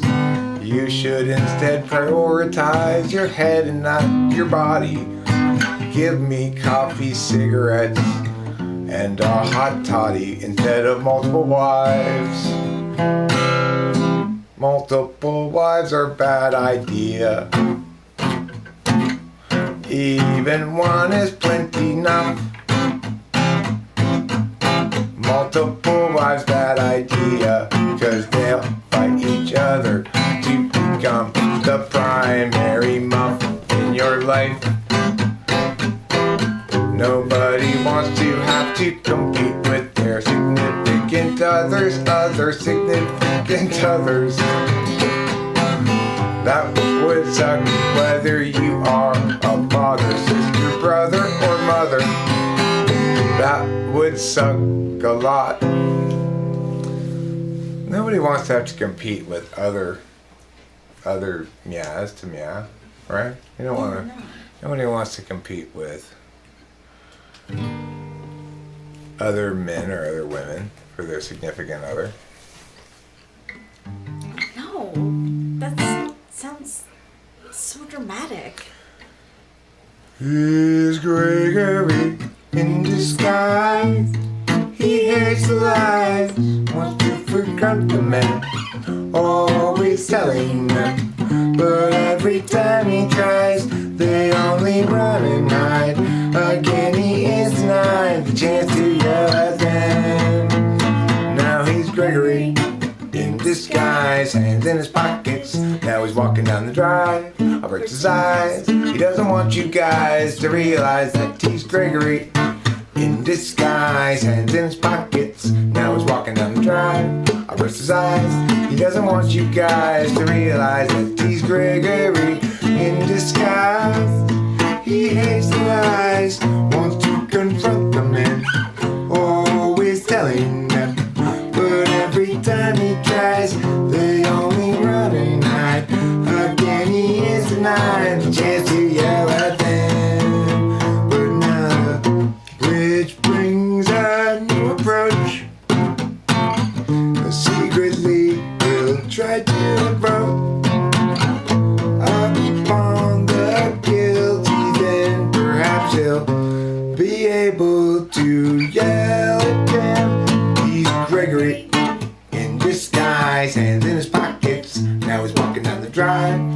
his eyes. He doesn't want you guys to realize that he's scary in disguise. Hands in his pockets, now he's walking down the drive. I raise his eyes. He doesn't want you guys to realize that he's Gregory in disguise. He hates lies, wants to confront the men, always telling them, but every time he tries, they only run and hide. Again he is denied the chance to yell at them. Well, thanks everybody. Thank you, Rachel, and thank you, Ryan. Appreciate you saying that. I banned you a few times, but we're more mature now. Talking about we should practice more. Rachel, I like Rachel singing on this one. There's certain songs that she definitely sounds better with her singing it, but we don't really practice like we should. So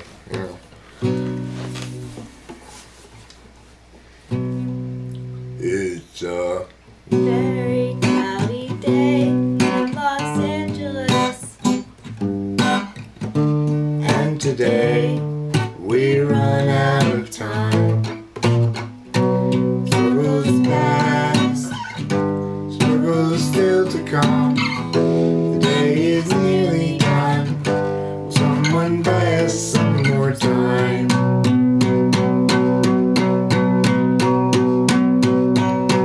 Cloudy day in Los Angeles. Cloudy day in LA. I'm no sort of evangelist, but I have something to say.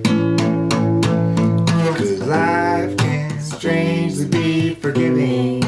To those who Stay awake all night.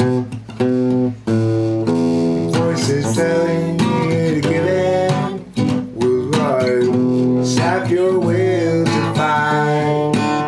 But whether I'm supposed to be here or just be soon forgotten, noise is sort of based on what I see here and also on what I avoid. A very cloudy day in Los Angeles. and today We run out of time.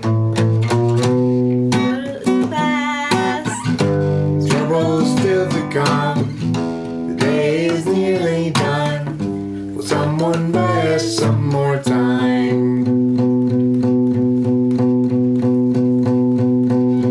Cloudy day in Los Angeles. Cloudy day in LA. I'm no sort of evangelist, but I have something to say, something to say.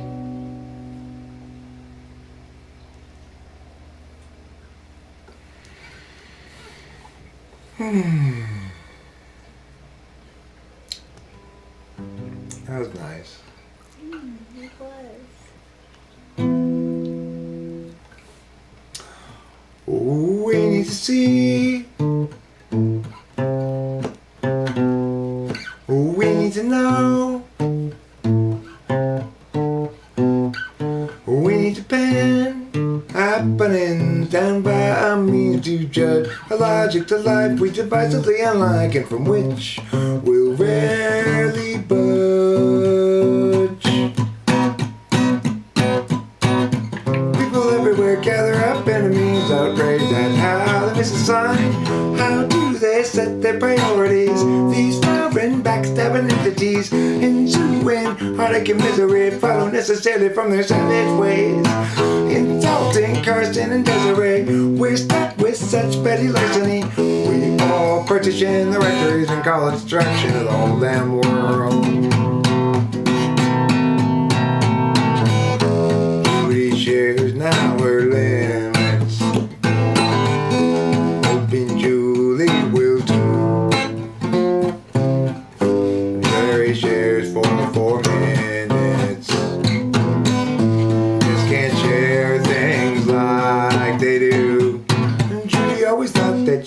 have got to when she had the chance to buy. Julie soon forgot about should and ought, although she have a call, she'll die.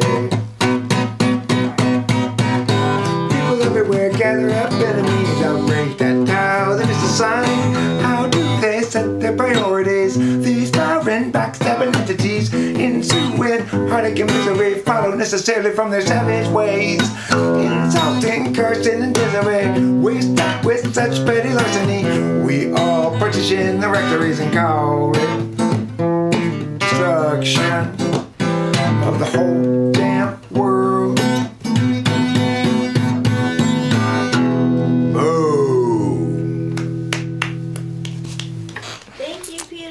Thank you, Peter Dentici. You're a gentleman, a scholar, and a reader of fine literature. Dentici. It's Peter Dentici, and it's Oliver Linehan? Linehan, right. It's Oliver Linehan. Something like that. That wouldn't be a FE violation at all, Mac Daddy. You're welcome to come visit us. Yeah.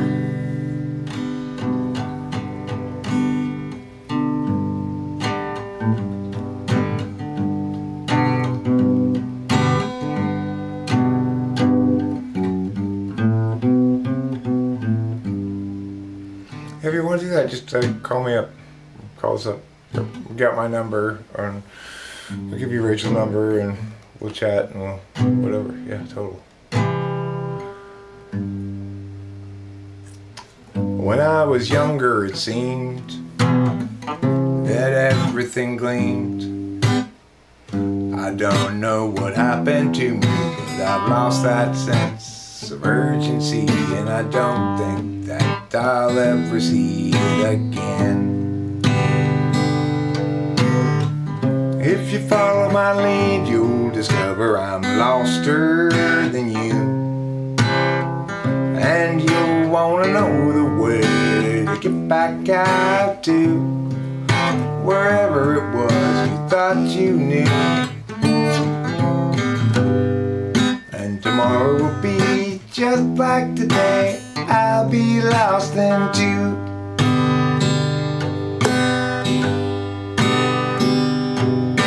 It's a matter of mood as much as a matter of will. And the things I do and the direction I point to still seem a part of me, though departedly. And I wonder if I'll ever see them again. Bum-ba-dee-da-da-dee-da-dee-doo, bum-ba-dee-da-da-da-doo, bum-ba-dee-da-da-da-da-doo, da-dee-da-da-da-da.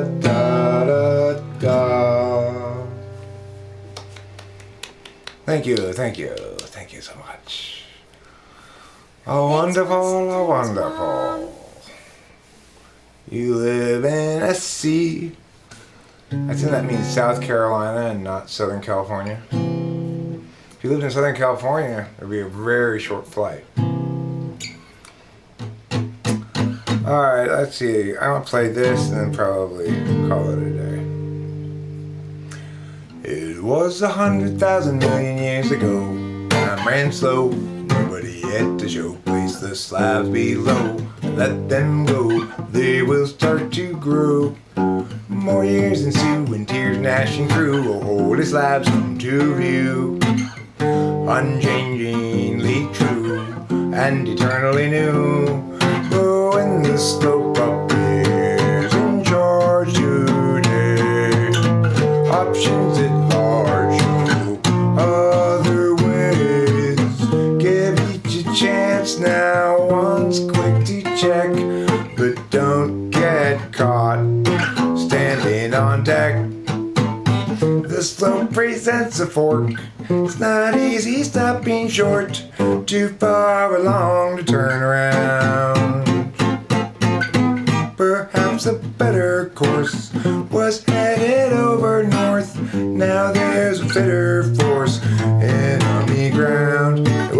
100,000 million years ago, time ran slow. Nobody at the show. Place the slabs below and let them go. They will start to grow. More years ensue, tears gnashing through. Old slabs come to view. Unchangingly true and eternally new. When the slope appears in charge today, options at large, other ways. Give each a chance now. One's quick to check, but don't get caught standing on deck. The slope presents a fork. It's not easy stopping short. Too far along to turn around. Perhaps the better course was headed ever north. Now there's a fitter force in enemy ground. It was 100,000 million years ago. That was pretty good because I screwed up a couple of parts of it, but Oh, really? but I screwed up the transition because I get confused with this other one where it goes to the F, but this one doesn't. Anyway, thanks a lot for being here, everybody. It's been a pleasure. It's been a joy. It's been a ploy and a treasure, and a jeasure and a troy. All of those things. Do you think we've chatted enough to say that words matter? Oh yeah, words matter. Oh yeah. Talk is not cheap. Oh wait, it is cheap. I forgot. That's why you guys don't have to pay anything to be here. That's the whole point, okay? Action's expensive, so we should avoid it at all costs. Avoid all action at all costs. The NTP, NFP brigade. INFPs, INTPs, ENTPs, come together. Let's prevent action at all costs. No, none of your ideas meet my criteria for actionability. Sorry. We'll have to continue our ideation a while longer. Alright then, thanks a lot for being here. And thanks a lot for letting me see your name wrong for such a long time, Linehan. Linehan, yeah. He's not Linehan, he's Linehan. Linehan. That makes a lot more sense, really. It's such a big revelation. I can't believe for so long. That's why it's in the book of Revelations. That's where we realized that we were saying his name wrong. Same place they reveal everything that's worth revealing. The book of course, Revelations. Revelations. Yeah, where else would they reveal things? Okay, goodbye everybody. Have a pleasant day.